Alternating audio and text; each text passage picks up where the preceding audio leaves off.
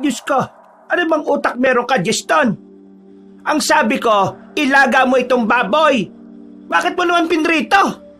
Ano bang mahirap intindihin sa sinabi ko, ha? Nasaan ba talagang utak mo? Nag-request ang anak natin ng prito. Ano naman kung pagbigyan natin ngayon lang naman humiling. At saka, alam mo naman kagagaling lang sa sakit Pambihira. Kahit na kailan, wala ka talagang utak pagdating sa pagiging praktikal. Kung sinabawan mo yan, di sana aabot pang ulam natin hanggang gabi. Pinagbigyan mo pa ang gusto ng anak mong yan puro lang naman higa dito sa bahay. Mabuti sana kung natutulungan tayo sa trabaho. Naririnig mo ba sarili mo? Alam mo naman na mahina ang baga at puso ng anak natin. Gusto mong pagbanatin ng buto? Ay nako, iniiba mo na naman ang usapan. Ang problema natin dito, wala kang boses pagdating sa pagiging ama. Kung anong sabihin sa'yo, susundin mo na lang kagad basta. Susundin mo na lang basta, di ba yun naman ang gusto mo? Lahat ng sabihin mo, dapat masunod. Kahit na kailan, wala ka namang pinakinggan sa mga sinabi ko Kasi ang tingin mo sa sarili mo, ikaw ang laging tama. Aba, natural. Ako ang tama. Kasi lahat ng iniisip mo, pang tanga. Kailan ka ba nakaisip ng matino, ha? Tingnan mo yung ginawa mo sa mga talim nating pechay. Sa halip na buhay ang mga pechay na yan, namatay. Kasi, alam mo kung bakit? Naniwala ako sa iyo na kapag nilipat natin sila ng lalagyan, mas lulusog sila. Pero anong nangyari? Nangamatay. Hindi naman ang paglipat ng lupa ang kinamatay nila Namatay ang tanim nating pechay dahil sa lakas ng mga nagdaang ulan. Ay Diyos ka, aminin mo na lang kasi natatanga-tanga ka. Oo na, tatanga-tanga na ako. Wala nang ikaw ang makasama ko. Natanga na ako. Alam mo kung bakit? Halos lahat kasi ng sinabi ko, minamaliit mo. Wala kang tuwala sa akin. Dahil yun naman kasi ang pinapakita mo Dahil yun ang tingin mo. Ay nako, ang dami mong sinasabi. Ang sinasabi ko lang naman kanina, yung baboy. Kasi nag-ipon-ipon na to. Hirap na akong umintindi sa ugali mo Ang tanda na natin, pero ganyan ka pa rin. Akala mo ikaw pa rin ang laging tama. Ay nako, maling. Ikaw nga hindi ka rin naman nagbago. Ang lamya-lamya mo pa rin mag-isip. At kang hindi binigyan ng utak. Ba't magdaan-daan ka sa pananalita mo, ha? Ay bakit? Sasaktan mo ako? Lahat ng makakaya ko sa bahay na to, ginawa ko. Lahat ng mga salita mong hindi nakakatuwa at nakakasakit, tahimik kong tinatanggap. Kahit pinapahiya mo ako minsan sa mga tao sa labas. Wala kang narinig sa akin na kahit na ano. Ngayon lang. Kasi punong-puno na ako sa ugali mo. Kung alam ko lang na magiging ganito ka rin lang balang araw di sana tumalo na lang talaga ako nun sa tulay. Di sana hindi na ako nagpapigil sa'yo. Sana hindi ka na lang din dumating doon para sagipin ako. Sana namatay na lang din ako noon at sana natuloy na lang din ang pagpapatiwakal ko. Kaysa naman sa ganito, buhay nga ako. Pero yung inaasahan kong makakaintindi sa lahat ng kamalian ko, siya pa yung nagpaparana sa akin ng pagiging miserable.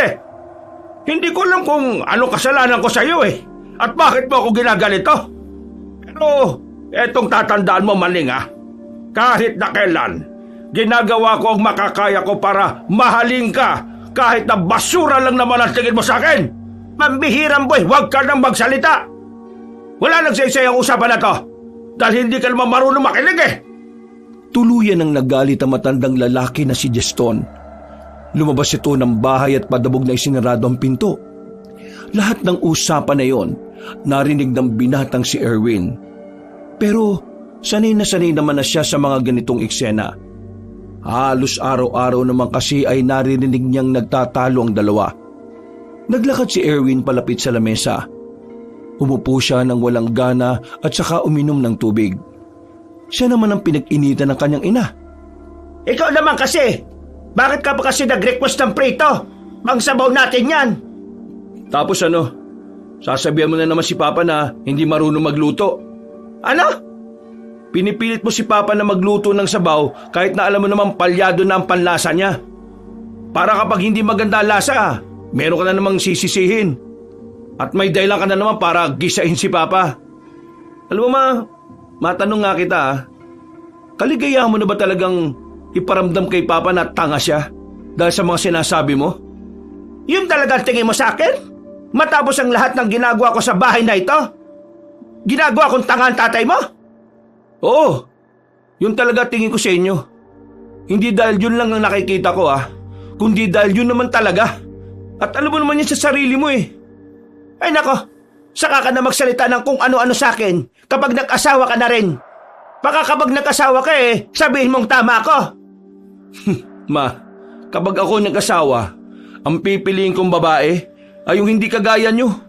Yung babaeng kayang matuwa sa maliit na bagay na kaya kong gawin. Yung babaeng nagbibigay ng halaga sa lahat ng ginagawa ko. At yung babaeng nakakaintindi kung ano lang yung kaya kong gawin. Grabe ka magsalita sa akin Wala kang utang na loob. Ako nagpagamot sa baga mo nung nakaraang taon tapos ganyan ka? Huwag kayo mag-alala. Maghahanap na rin ako ng trabaho at magbabayad ako sa inyo. Akala ko naman bukal sa kalooban niyo yung pinagamot niyo ako noon. Hindi pala. Kung alam ko lang na ganyan din palang ugali mo, di sana hindi na lang kita tinulungan. Di sana hindi mo na nga lang din ako tinulungan. Para naman mapatunayan natin na sa inyong dalawa ni Papa, ikaw talaga walang kwenta. Ba't walang hiya ka? Isang malakas na sampal ang natanggap ng binatang si Erwin. Napahawak sa pisngi ang binata. Galit na galit ang kanyang ina habang nanlilisik ang mga matang nakatingin sa kanya. Parang kulang na lang ay hambalusin na siya nito ng pitsil na nasa lamesa. Ang kapal naman ng mukha mo magsalita sa akin ng ganyan. Ako walang kwenta. Ano ka pa? Mula pagkabata mo wala ka namang inambag sa pamilyang ito. Kahit na ngayong malaki ka na wala. Alam niyo kung bakit wala akong maambag?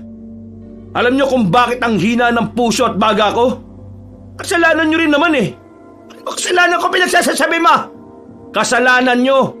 Kasi kung hindi mo ako pinagbalakang ipalaglag noon at hindi ka uminom ng kung ano-ano, hindi sana ako magkakaroon ng diferensya ngayon. Nanahimik ang matandang babae. Nanlalaki ang mga mata nito at parabang malaking sampal sa kanya ang mga salitang narinig. Hindi na tumimik pa at tumingin na lamang sa malayo. Bakit hindi kayo makapagsalita? Totoo, di ba? Kasalanan nyo kung bakit tayo naghihirap ngayon. Kasi kung hinayaan nyo na lang din si Papa na makapagdesisyon para sa pamilyang ito, hindi sana ako ganito. Hindi sana ganito kahirap ang buhay natin. Huminga ng malalim ang binata.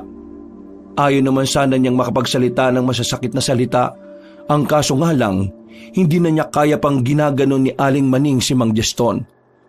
Para makaiwas na makapagsalita pa ng masama, lumabas na lang din ng bahay ang binata. Magpapalamig na lamang siya ng ulo. Pakiramdam niya, mas magiging kalmado siya kapag nakasama niya ang dalawang kaibigan. Kaya naman, agad niyang hinanap si Leo at Mario. Nakita niyang dalawa sa palagi nilang tambayan, ang basketball court. Sakto naman na naroon din ang dalawang binata na halatang katatapos lang din maglaro. Agad naman itong lumapit sa kanila. Bakit ganyan na naman ang pagmumukha mo? Kahit siguro sinong magaling na pintor, hindi kayang ipinta yan Nag-away ba kayo ng sikretong syota mo? Ay nako, para kang siraulo. Wala naman akong syota Pinagsasabi niyo dyan. Ano naman bang problema mo? Hindi ka naman siguro pupunta dito kung wala naman, di ba? Nakakainis si Mama Lagi na lang kasi niyang minamaliit si Papa. Nag-away na naman pala sila. Kaya pala nakita namin kanina si Mang Juston. Kanina parang nakasimagot Ay nako, painom nga niyan. Kinuha ni Erwin ang natitirang soft drink sa bote. Umupo sila sa gilid at bumuntong hininga na lamang ang binata. Alam mo, sama ka na lang sa amin. Kakain kami. Libre ka namin. Sana naman yan. May patok na kainan kaming natuklasan. Narinig lang namin sa mga matatandang manyakis kanina sa bilyaran Okay na okay daw dun, pre. Magaganda raw yung mga tindera. Sabihin nyo nga sa akin, pagkain ba talaga yung dadayuin natin doon o yung mga babae? Pareho lang naman, pre. Ano, sama ka ba? Para naman hindi ka na bad trip. Magagabi na nakasimangot ka pa rin Pumayag ang binatang si Erwin na sumama sa dalawa. Naisip din niya kasi na mas mainam na ngang maglibang na muna siya para kahit na papaano, makalimutan na muna niya ang napag-awayan nila ng kanyang ina.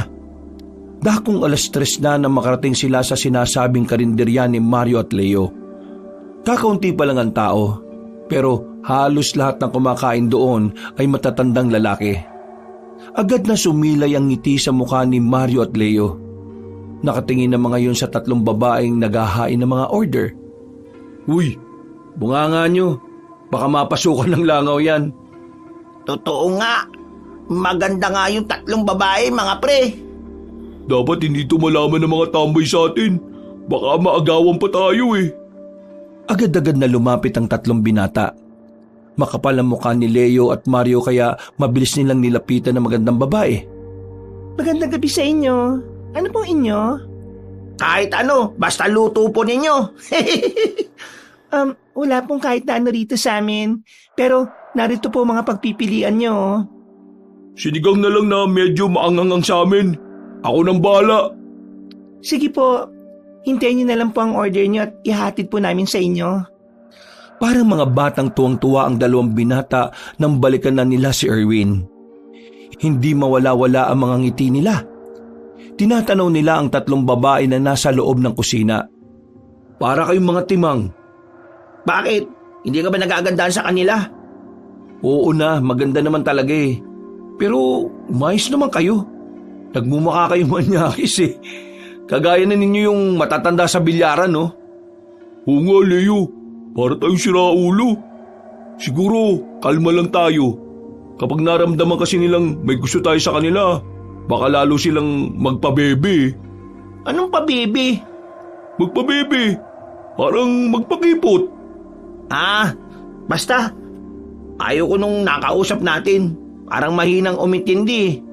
Yun yung maikling buhok. Yun ang trip ko. Sakto. Yung akin yung may kulay yung buhok Ikaw, Erwin, sa'yo na yung morena na nakausap namin kanina. Nung akin, di ko naman pag-aari yung babaeng yun. Makalipas lang ang ilang sandali, nakarating na rin ang kanilang order. Sa kapal ng mukha ni Leo, nagawa nitong itanong ang pangalan ng 3 babae. Epifana, Luisa at Idina. Yun ang mga pangalan na talaga namang tumatak sa kanilang utak. Kahit na si Erwin na hindi naman talaga mahilig sa babae, dahil na rin mababa ang kumpiyansa, nagkaroon siyang bigla ng interes na mas lalo pang makilala at makita si Epifana. Dahil sa mga lumipas na mga araw, napapadalas na ang pagyayaya nilang kumain sa karinderya. Kung minsan, hindi na siya kumakain sa bahay lalo na kapag nanay niya ang nagluto. Diretso karinderya na siya para lang makita ang dalaga. Napapansin ko ngayon ka lang yata kakain ng luto ko ngayong gabi Nagsasawa ka na ba sa lutong bahay ko? Nasa harapan sila ng hapagkainan dakong 7:00 ng gabi. Yun ang unang beses na magkakasabay sila sa iisang lamesa makalipas ang halos 1 buwan. Madalas kasi nawala rin si Mang Geston sa bahay nila dahil sa trabaho nito. Mas masarap kasi yung nilulutong pagkain dun sa karinderya. Mura pa. Mas masarap? Talaga lang Oo, mas masarap. At doon kapag nakain ako, hindi ako nakakarinig ng mga salita na gaya ng wala kang ambag dito. Di ba? Mas masarap ngumuya kapag wala kang naririnig na pangit na salita. Hindi nakapagsalita ang matandang babae at patuloy lang ito sa pagmuya ng kinakain. Pero napansin ni Erwin na tila tinablan yun sa kanyang sinabi. Ako naman wala akong problema kung gusto mo mas dun kumain. Tama ka nga naman Mas masarap talagang kumain kapag bukas sa kalooban ng pagluto. Pero, paalala ko lang Erwin mag-ingat-ingat ka sa mga kinakain mo. Lalo na kung hindi mo namang kilala yung nagluto. Kaysa naman kasi sa luto ni Aling Patpat, nakakasawa sa karinderya niya Biruin nyo, dinuguan pero may maraming luya. Hindi naman yun ang sinasabi ko. Baka lang kasi di mo pa to naririnig. May nasagap kasi akong balita sa trabaho ko. Yung pamangkin ng kasamahan ko. may kinainan daw na karinderya sa malayong baryo. Tapos nung una nanakitan siya ng binatilyo. Akala nila nalason Pero makalipas daw ng 2 araw, naglalaway na raw yung binatilyong yon. Parang wala na sa sarili.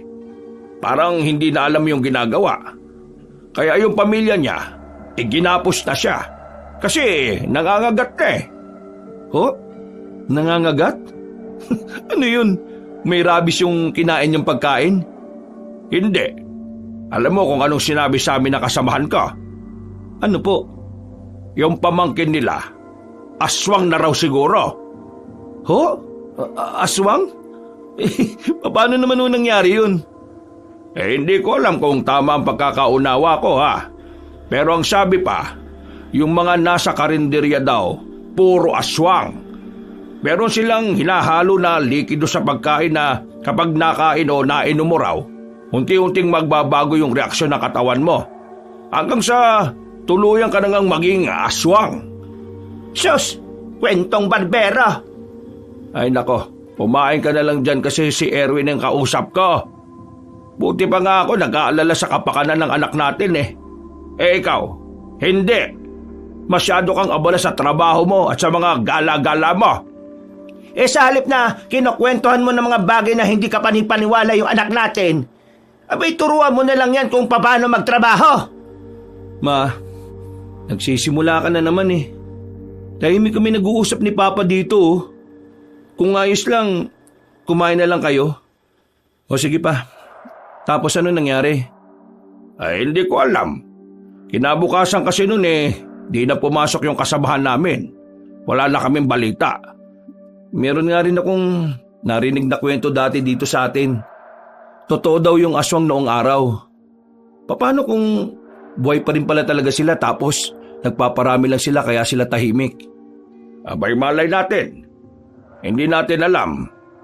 Kaya nga ikaw, gusto kong nag-iingat ka. May sinabi nga sa akin yung kakilala ko Para daw malaman mo kung pagkaing aswang yung nakahain sa'yo, patakan mo raw ng kalamansi. Kapag yung ulam naging kulay itim at bumaho at tapos mong lagyan ng kalamansi, ang ibig sabihin nun, gawa ng aswang yung ulam na yon. Ganon din sa tubig. O sige pa, susundin ko po yung sinasabi nyo. Magmula ngayon kapag aalis ako ng bahay, magdadala na rin ako palagi ng kalamansi. Napapangisi na lamang sa kanila ang matandang babae na si Aling Maning. Hindi kasi nito gusto ang mga naririnig nito mula sa dalawa. Matapos nilang kumain, lumabas na naman ng bahay ang binatang si Erwin. Pupuntahan niya si Leo at Mario sa basketball court. Pero hindi niya nakita ang dalawa. Laking gulat niya nang makasalubong niya sa daan ng babaeng si Epifina. Meron itong mga bitbit na plastik. May mga laman na gulay at mga karne ng baboy. Agad na kinausap ni Erwin ang dalaga. Hindi niya rin alam kung saan siya kumuha ng kapal na mukha ng mga sandaling yon. Epifana? Dito ka pala namamalengke sa amin? Buti naman at naabutan mo pang bukas. Bukas pa naman. May suki kasi ako, din ako nakuha. Mukhang marami yung dala mo Gusto mo bang tulungan na kita? Nakakaawa yung braso mo, baka mamaya sumakit na sa bigat ng mga dala mo. Sigurado ka bang ayos lang? Maglalakad lang kasi ako tapos yung lugar namin, alam mo na, papasok pa ng gubat para makarating sa amin. Oo, ayos lang naman. Wala namang problema sa akin yan kesa naman, pabayaan na lang kitang ganyan kahit na may kaya naman akong gawin. Alam mo, sa inyong tatlo, ikaw ang parang pinaka-Maginoo. Maginoo din naman sina Leo at Mario. Ang kaso nga lang ang kukulit Ganun talaga kapag supot pa. Ha? Ay, hindi. Ang ibig ko kasing sabihin, ganun talaga sila. Pero mababait naman yung mga yun. O ano, pwede ko na bang kunin yung mga dala mo? Kahit itong isa. Ito na lang ang buhatin ko kasi mukhang ito yung pinakamabigat Kahit alam ni Erwin na hindi siya pwedeng mapagod, nagbida-bida pa rin siya at binitpit ang halos 5 kilong karne.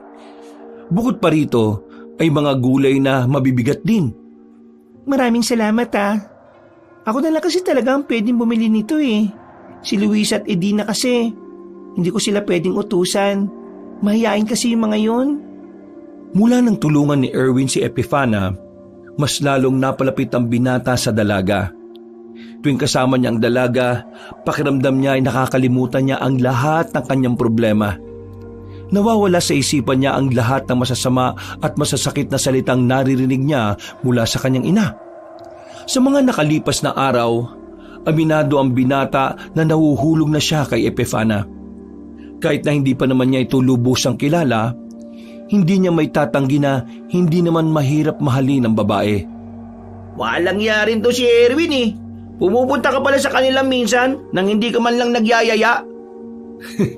Paano ko kayo yayayain? Etong si Mario laging wala. Ikaw naman laging naglalaro ng basketball. Akala ko ba kasi sabay-sabay tayong manliligaw? Bakit parang hindi naman kasi kayo seryoso ngayon? Anong hindi seryoso? Nagpaalam na ako kay Luisa na magiging abala ako, no? Alam niya na may extra ko sa trabaho kay Airpat. Ako naman, nagsabi na rin ako nitong nakaraan. Dami niyong palusot. Kung talagang gusto niyo yung babae, gagawa kayo ng paraan.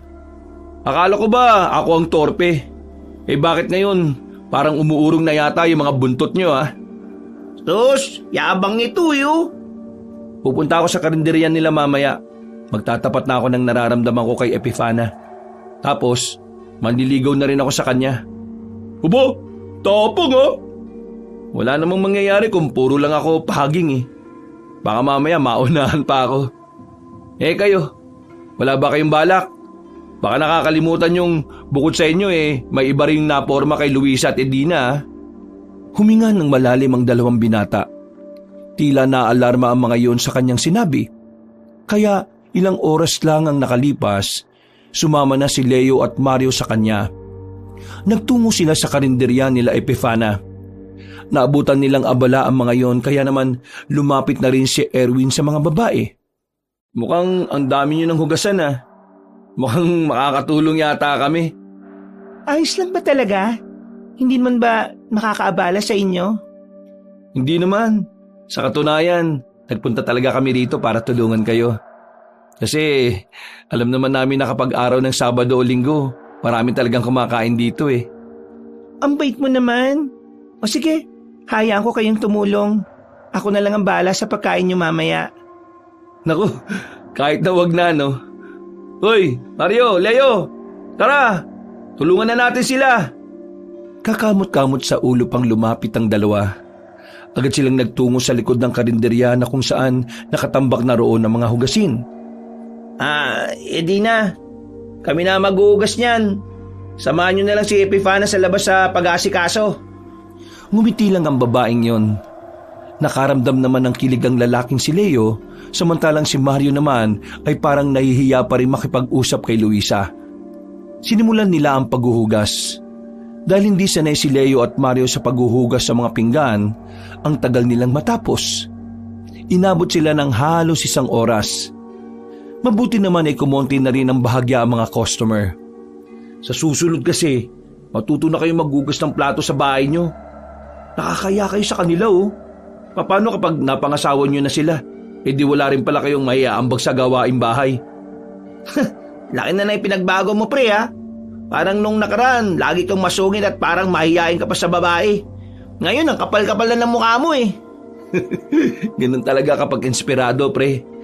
O sige na, dali na natin sa kanila yan para may magamit na sila. Tuwang-tuwa sa kanila ang 3 babae. Pakiramdam naman nila, sila na ang pinakamaginoong lalaki sa balat ng kanilang baryo. Maya-maya pa ay tuluyan hanggang naubos ng mga customer ang paninda nila. Naghugas na naman ang 3 lalaki at pagkatapos noon, nagtungo na rin sila sa harapan ng karinderya. Bago sila umuwi, hindi papayag si Erwin na hindi niya maipagtapat ang nararamdaman sa babae. Epifana, may gusto lang sana akong sabihin sa'yo Gustong sabihin? Tungkol naman saan? Uy, seryoso ka na ba talaga? Sige pre, umpisaan mo, susundan ko. Epifana, alam kong masyadong mabilis pero hindi ko na ito palilipasin pa eh. Ayaw kong may pagsisiyan ako sa uli. Kaya, Epifana, gusto ko lang malaman mo na masaya ako nakikita ka. Mula nung maging magkaibigan tayo, palagi akong positibo sa buhay. Alam mo, Epifana, ibang dulot mo sa akin eh. Mas ganado akong mabuhay ngayon. Hindi ko alam kung ano ba nangyayari at parang mahika na nahulog na ako sa'yo. Kaya ngayong gabi, gusto ko sana magpaalam. Gusto kong mandigaw sa'yo, Epifana. Nang marinig yun ng dalaga ay agad na sumilay ang ngiti nito. Ganon din namang si Luisa at si Edina sa gilid. Nawala ang kaba ni Erwin ng dahil doon. Pakiramdam niya, gusto rin naman siya ng dalaga. Wala namang problema kung manliligaw ka. Ang tanong, sasagutin ba kita? Hindi gagawin ko ang lahat ng makakaya ko para sagutin mo ko. Sige, tingnan natin. Lumapad din ang ngiti ni Erwin ng mga sandaling yon. Kakaibang saya ang kanyang nararamdaman. Kahit na hindi pa naman sigurado kung sasagutin siya ng babae, pakiramdam niya ay parang nanalo na siya sa loto. Umuwi silang tatlo na masaya si Erwin. Habang ang dalawa niyang kaibigan, tameme pa rin dahil wala pang lakas ng loob na gayahin ang ginawa niya. Tatawa-tawa pa si Erwin. Ibang-iba na talaga ito kumpara sa dati. Paano mo naman nakapalan yung mukha mo, pre? Kung paano niyo kinapalan yung mukha niyo nung unang beses pa lang natin silang nakita, ganun lang din yun. Kinakabahan kasi ako, pre. Baka mamaya mabasted ako. Paano niyo malalaman kung hindi niyo naman susubukan? Mahihinang nilalang pala kayo eh. Napatingin sila sa kanilang nilalakaran nang meron silang makasalubong na matandang lalaki. Malakas pa ang matandang lalaki, pero puti na rin ang buhok. Ang akala nila, lalapit sa kanila ang matandang lalaki para magtanong. Pero nilagpasan lang sila nito. Sa hindi malamang dahilan, bigla na lamang nakaramdam si Erwin ng kakaiba. Parang weirdo para sa kanya na makitang matandang yon sa ganung uri ng daan. Samantalang alam naman nilang sarado na ang karinderya ng tatlong babae. Hindi niyo ba napansin na parang weirdo yung matandang yon? Anong hindi? Napansin ko. Kahit na medyo madilim. Nakakailang yung paglingon niya sa atin eh. Tingin nyo, saan kaya punta na matandang yun? Nang lumingon ulit sila, hindi na nila nakita sa kalsada ang matandang lalaki. Tanging isang asong itim na lamang ang naroon. Matangkad na aso na hindi nila alam kung papaanong napunta yun doon. Natakot na magkakaibigan, wala na silang sinayang na pagkakataon. Kumari pa sila ng takbo patungo sa kanilang baryo. May ganong kalaking aso ba talaga? Hindi ko alam. Ang alam ko lang, mangangagat yun. Buti na lang, nakatakbo na kaagad tayo. Sa haba ng hita nun, baka sobrang laki ng hakbang nun kapag hinabol tayo. Pambira. Makauwi na nga lang muna. O sige na, bahala na kayo. Dito na ako ha. Tinapik na niya ang balikat ng dalawang kaibigan at nauna na ring maglakad patungo sa kanilang bahay. Nang dumating siya roon, naabutan niya pa ang kanyang ama na si Mang Giston na merong pinapakinis na kahoy. Opa, bakit gising ka pa? Pag-alas 12 na. Pinapakinis ko lang tong tabla na ito. Para naman magamit ko na rin kapag naglalaba. Nung nakaraan kasi, nasa lubsob ako eh. Ikaw, bakit ngayon ka lang umuwi? Tumulong kasi ako dun sa kina Epifana. Kasama ko naman si Leo at Mario eh. Ang dami kasing tao kanina kaya tinulungan na namin magugas ng plato. Yang Epifana ba na yan matinong babae yan? Matinong-matino. Mainin pa tapos napakabait. Parang hindi marunong magalit. Parang hindi makabasag pinggan eh. Kapag may oras ako, isama mo ko dyan ha. Gusto ko makaharap yung babaeng pinili ng anak ko. Pa, saktong-sakto. Manliligaw na kasi ako sa kanya eh. Pwedeng-pwede kitang iharap kay Epifana. O kaya naman, pwede ko siyang dalhin dito. Ikaw ang magpunta sa kanila at ipaalam mo rin sa magulang niya kung ano ang intensyon mo. Yun nga eh. Hindi pa niya sinasabi sa akin kung saan sila nakatira. Nako, Kapag malihim baka aswang yan. Papa naman, ang pangit ng biro nyo. Pangit ba? Mas pangit tong ikukwento ko sa'yo. Oh, ano na naman ba yan? Naalala mo ba yung kinuwento ko sa'yo nung nakaraan tungkol dun sa pamangkin ng kasamahan namin? Yung hinala na naging aswang yung binatilyo? Oo, yun nga. Ano palang balita ron? Yung kasamahan namin na hindi na nakapasok. Ayun, nilapa pala siya ng pamangkin niya. Totoo yan? Baka kwentong barbero lang yan pa. Totoo to. Kung pupunta ka sa kabilang baryo, maririnig mo yung kwentong yon. Kasi yung isa sa mga muntika ng makain, taga ron. Kahit ako hindi rin ako naniwala na kinain siya ng sarili niyang pamangkin. Pero naniniwala ako sa aswang. Ang hindi ko lang inakala, yung may naganap na paglapa. Pero totoo pala talaga. Kagagaling ko lang kanina sa burol ng kasamahan namin Ayun, nakasarado yung kabaong niya. Hindi na raw kasi kinaya na ayusin yung mukha sa punerarya Kilabot naman yung balita mo na yan pa. Kawawa naman yung kasama nyo. Pero wala bang balita kung paano naging aswang yung binatilyong yon? Di ba nga sabi ko nga sa'yo, kumain siya sa isang karinderya. Pero ang masama nito, yung karinderya daw na kinainan nila wala na ngayon. Parang isang araw lang din daw na nag-operate.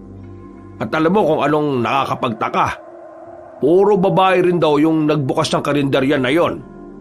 Kaya nga, sinasabihan kita Hindi naman sa naghihinala ko dyan kina Epifana.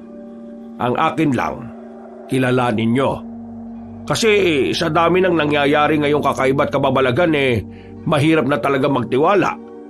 Hindi na nakapagsalita pa ang binatang si Erwin ng mga sandaling yon. Umupo na lamang siya sa gilid at napaisip. Alam niya na tama naman ang sinasabi ng kanyang ama. Hindi niya pa rin talaga kilala si Epifana kahit ang dalawa rin itong kasama na babae. Ang tanging alam lang nila sa mga dalagang yon ay ang pangalan. Kung saan yun nakatira ay wala silang ideya. Dahil doon, nagkaroon ng pag-aalinlangan ng binata sa panliligaw kay Epifana. Pero itinuloy niya pa rin yun dahil totoo naman talagang mahal niya ang babae. Sa mga nakalipas na araw, umabot na nga sa kanila ang nangyari sa kasamahan ng kanyang ama sa trabaho. Laman na ng usapan ng mga tsismosa ang binatilyong naging aswang matapos kumain ng pagkain sa karinderya. At ang ganitong kwento ay nakaapekto rin talaga sa pagtitinda nila Epifana. Ang bira namang mga tsismosa to. Gabing-gabi na buhay na buhay pa rin. Ano pang aasahan mo dyan? Yan lang naman ang ginagawa nila sa buhay Kapag nagkaroon ng laban ng tsismosa sa Olympics, nako, siguradong gold medal tayo dahil sa mga yan. Kumusta naman yung panliligaw nyo kay Luisa at Edina? Ayos naman ba? Ayos naman. Doing good kami ni Edina. Aba, pa-doing good ka ba dyang nalalaman mukha ngang inspirado ka pre. Ikaw naman Mario, kumusta? Hindi pa ako nakakapagpaalam kay Luisa na maliligaw ako Pero ginagawa ko na lang kahit hindi ako nagsabi sa kanya. Tangix, kailangan mong sabihin kay Luisa na nanliligaw ka. May mga babae kasing manhid pre. Akala nila normal lang sa mga lalaki yung ganung bagay. Kaya hindi nila naiisip na ligaw na pala yun.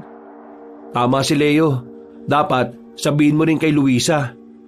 Nag-aalangan kasi ako Nag-aalangan saan? Naririnig niyo naman siguro yung mga haka-haka dito. Yung alin? Yung tungkol doon sa binatilyong naging aswang? Oo, yun nga. Di ba nakakabahala yun? Paano kung sila Epifana pala yung tinutukoy sa kwento na 3 tindera sa karinderya? Hindi naman sa iniisip ko na sila yun. Pero napapaisip din ako na paano nga kung sila. Sira ulo ka pala di ganun nga iniisip mo. Palabo naman yung sinasabi mo pre. Mukha bang aswang sila Edina? Kung sino man yung naging dahilan kung bakit naging aswang ang binatilyong yon, hindi sila Edina yon. Leo, alam mo sa totoo lang, pareho din naman kami ng iniisip ni Mario. Kasi, di tingnan mo hindi naman natin sila kilala. At kapag sinabi natin na aakyat tayo ng ligaw sa bahay nila, Ayaw din naman nilang sabihin kung nasan sila nakatira. O di ba? Nakakapagtaka. Kaya hindi mo kami masisisi kung mag-iisip kami ng ganito. Tingin nyo hindi masasaktan si Epifana at Luisa kapag nalaman nilang pinag-iisipan nyo sila na masama? Nanliligaw pa lang kayo pero ganyan na kayo magduda sa kanila. Hindi naman kami nagdududa, pre. Sinasabi lang namin yung mga posibilidad na nakabase lang din naman kung ano yung estado ng pagkakakilanlan nila. Ano mo sama dun? Pre, mahal ko si Epifana. Pero karapatan ko din naman kasing malaman kung sino ba talaga siya, di ba? Paanong plano nyong gawin ngayon? Tanungin sila kung mga aswang ba sila. Kung sila ba yung dahilan, bakit yung binatilyong yun naging aswang din? Mahal natin sila kaya gagawin natin to. Susundan natin sila mamaya pagkatapos ng tindan nila para malaman natin kung saan ba talaga sila nakatira. Tingin ko, malalaman lang natin kung ano yung tinatago nila kapag nakarating na tayo mismo doon sa lugar nila kung saan sila nakatira. Kahit na nag-aalangan ng lalaking si Leo sa ideya ni Erwin at Mario, pumayag na lang din ito sa gusto ng dalawa. Kaya naman, sa parehong gabi ay nagtungo ang tatlo sa karinderya. Kakaunti lang naman ang kumakain doon kaya maaga itong nagsarado. Habang naglilikpit silang tatlo, biglang binuksan ni Erwin ang usapan tungkol sa binatilyong naging aswang.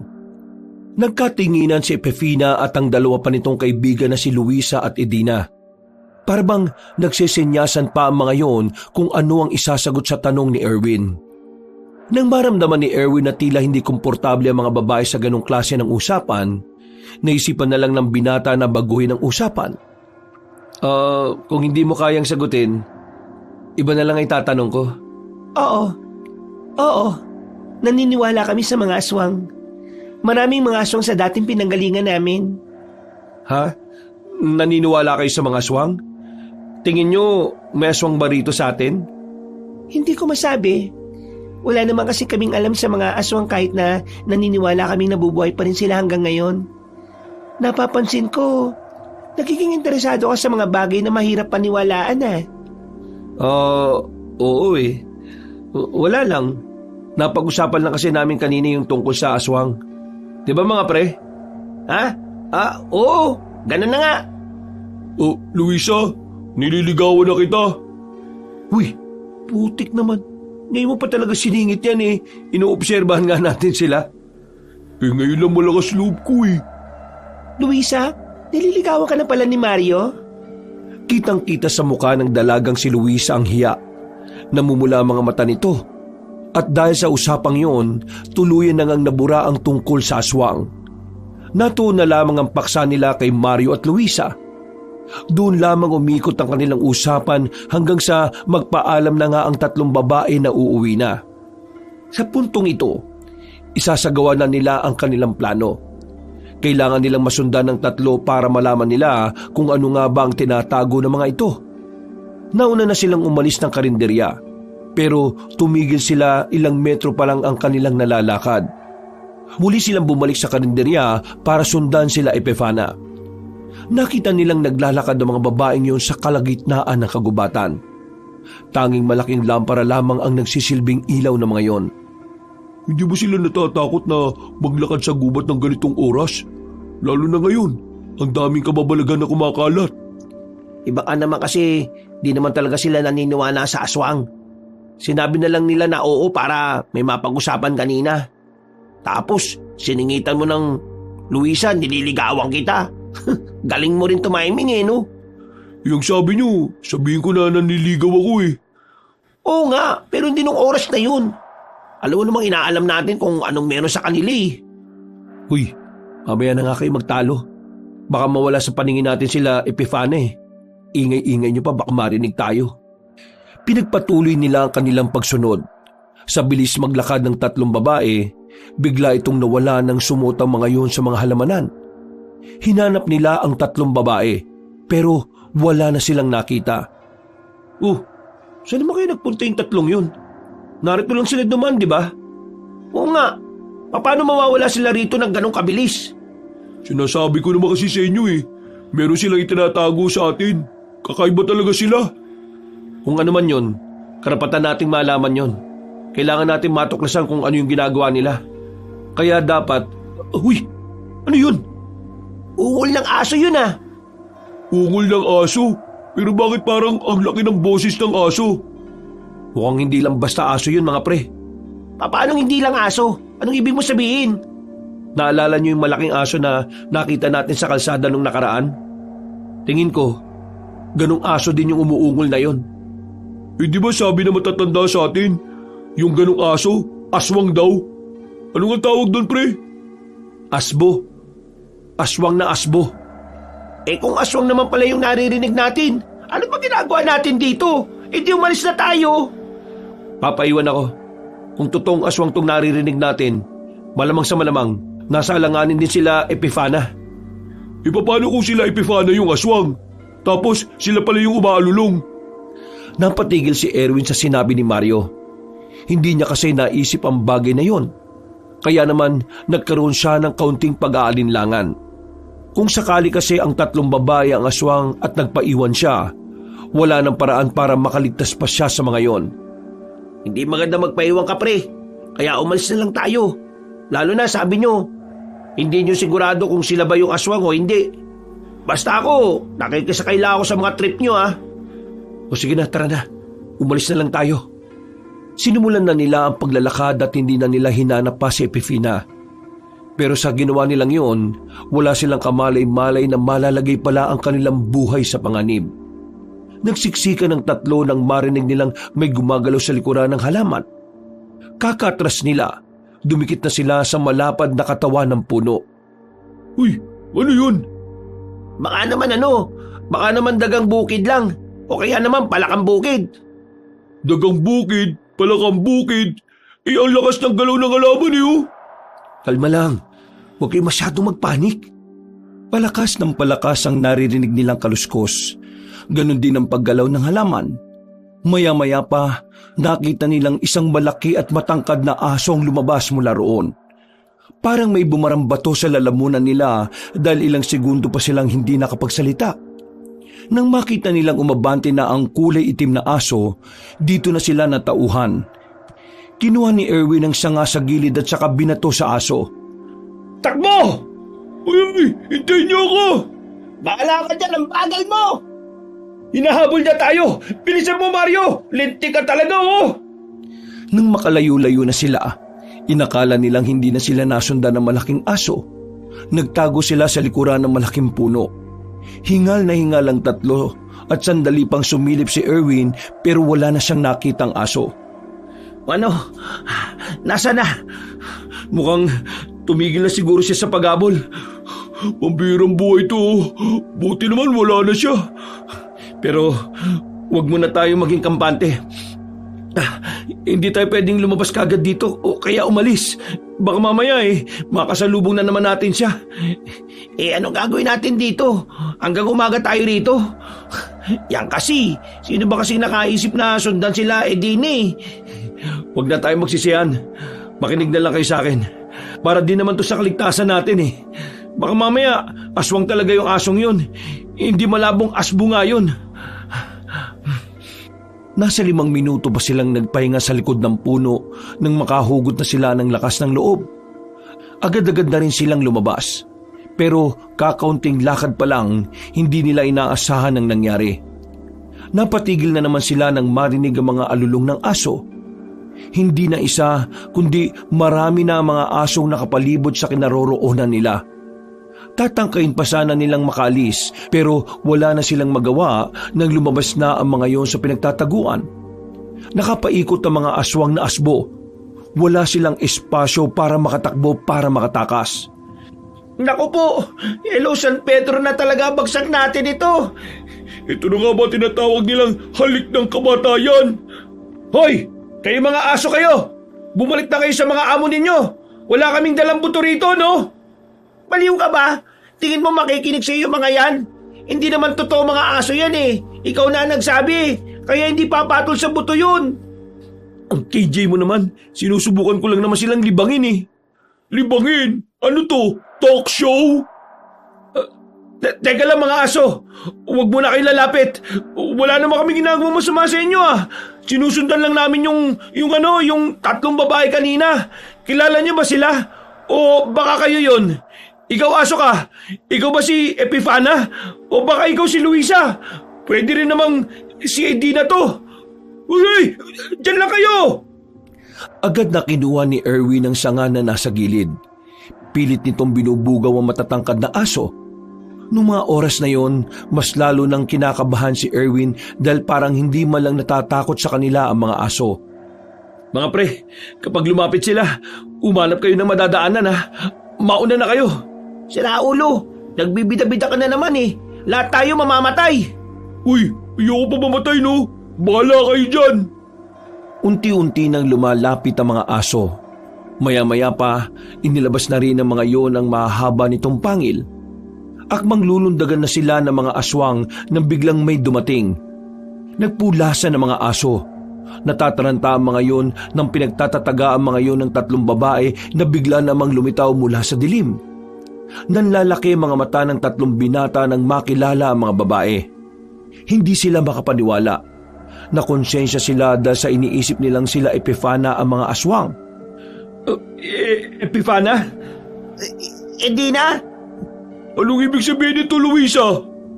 mamaya na kami magpapaliwanag. Kailangan lang namin harapin ang mga aswang na ito. Pumorma ang tatlong babae habang hawak-hawak ang mga itak. Nang makipaglaban na yon sa mga aswang, napangangan na lamang sila Erwin. Ang mga mainhin na dalaga na kanilang nakilala, iba ang pinakita sa mismong harapan nila.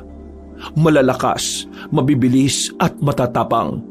Yun ang mga salitang unang pumasok sa kanilang utak. Wala na ang hinhin. Parang naging barumbado sila Epifina habang kinakalaban ng mga aswang na yon. Dahil din sa kahusayan ng mga yon, napatay nila ang 5 asong aswang. Pero may 2 pang nakatakas na hindi na rin naman nila hinabol. Tulala, manghang-mangha at parang lumulutang sa alapaap ang utak nila Erwin. Ang makitang malamandirigma ang 3 babae ay parang isang malaking apak sa kanilang pagkalalaki. Dahil kahit na kailan, parang hindi nila makakayang magkaroon ng ganong klase ng tapang. Nasaktan ba kayong 3? Hindi naman. Ayos lang naman kami. Medyo nasugatan lang kami sa mga nahawakan naming dahon na matalim. Pero ayos lang kami. Alam namin na sinundan niyo kami. Kaya nakabalik agad kami sa inyo nang marinig namin ang mga alulong ng aswang na asbo. Alam nyo na sumusunod kami. Pero bakit hindi nyo kami kinumpronta kaagad? Kasi gusto namin na kayo mismo makasaksi kung ano man ang gusto niyong malaman mula sa amin. Luisa, sorry ah. Ako talaga unang nagduda sa inyo eh. Dahil dun sa mga kumakalat na kwento tungkol sa mga tendera din ng isang karinderya. Napag-isipan ko tuloy kayo ng hindi maganda. Ako rin. Napasama ako sa 2 to eh. Nakapag-isip din tuloy ako ng hindi maganda sa iyo, Edina. Sorry ah. Ngumiti lang sa kanila ang 2 babae.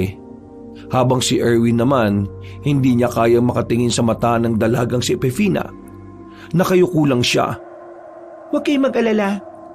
Hindi naman kami galit sa inyo eh. Naiintindihan namin ang pinanggagalingan ng mga hinala ninyo. Alam namin na ginagawa nyo lang naman ito para sa amin at sa kaligtasan ninyo. Pasensya na kung hindi namin pwedeng sabihin nung una kung anong talaga kami. Meron kaming misyon na dapat gawin. Pero ngayong nasaksihan nyo na kung paano kami makipaglaban sa mga aswang, ipapaliwanag ko na rin sa inyo mga bagay-bagay. Ipinakita ni Epifina ang marka nitong tatsulok sa bandang bewang. Pinakita rin ni Edina at Luisang sa kanila. Bukod pa ron, meron din silang mga suot na kwintas na makakapareho din. Itong tatsulok na marka namin ay simbolo ng samahan naming bilang tagapuksa ng mga aswang. At itong kwintas naman, kapag nalalagay kami sa panganib, nararamdaman yon ng iba naming kasama.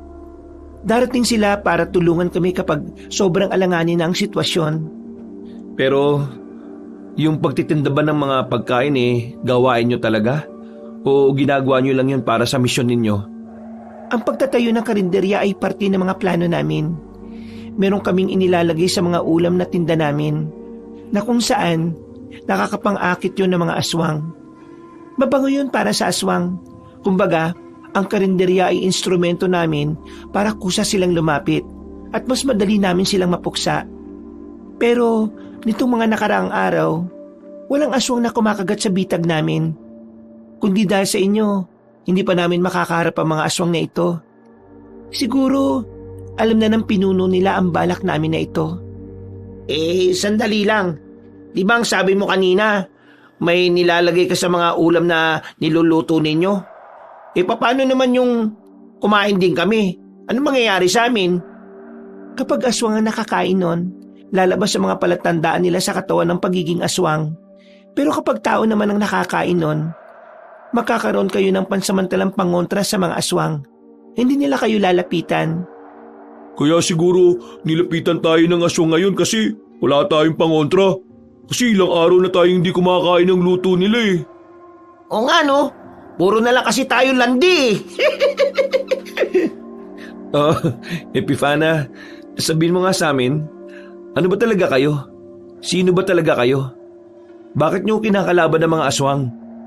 Kaming tatlo ay mga albularya. Hindi kami yung mga albularya na basta lang na nanggagamot. Dahil ang papel namin sa mundo, pumaslang ng mga masasamang elemento sa mundong ito. Kaya pala kanina, para kayong mga mandirigma. Sobrang layo niyo sa kung paano namin kayo nakilala eh. Sa lugar namin, halos lahat ng kababaihan ay kagaya namin. Yung mga sinabi mo sa akin nung nakaraan tungkol sa nararamdaman mo para sa akin, parte lang din ba yun ang misyon nyo? Hindi kagad nakapagsalita ang dalagang si Epifana. Maging si Luisa at Edina rin ay tahimik lang na nakikinig sa kanila. Kinakabahan si Erwin. Iniisip niya na baka ang lahat ng pinakita ni Epifana ay hindi totoo. Naiintindihan naman namin kung hindi nyo kayang sumagot. Totoo ang lahat ng pinakita at pinaramdam namin. Hindi yung kasama sa misyon namin. Sariling desisyon namin na kausapin kayo. Totoong gusto namin kayo. Totoong masaya kami sa inyo. Pero sa ngayon, gusto kong sabihin sa inyo na kung pwede itigil nyo muna ang panliligaw ninyo. Malalagay lang din sa alanganin ng mga buhay ninyo kung palagi kayong didikit sa amin. Nakita nyo naman siguro kung anong nangyari ngayon. Teka, sandali lang. Parang hindi naman yata tama yun. Hindi ako titigil sa panliligaw sa'yo. Wala akong pakialam kung malagay sa alanganin ng buhay ko. Sasamahan ko pa kayo. Leo, makinig ka na lang sa sinasabi ko. Mas magagawa namin ang misyon namin kung wala kaming iniintinding ibang tao. Patawarin nyo kami kung pinayagan namin kayong mapalapit sa amin. Talagang gusto naman namin kasi kayo. Akala namin kaya naming isabay pero hindi pala. Kaya sana maintindihan nyo kami. Mga pre, kailangan nating intindihin ang sinasabi ni Epifana. Mapapahamak din sila kung palagi tayo nakadikit sa kanila. Masakit man sa atin, lalo na sa akin, masakit sa loob ko.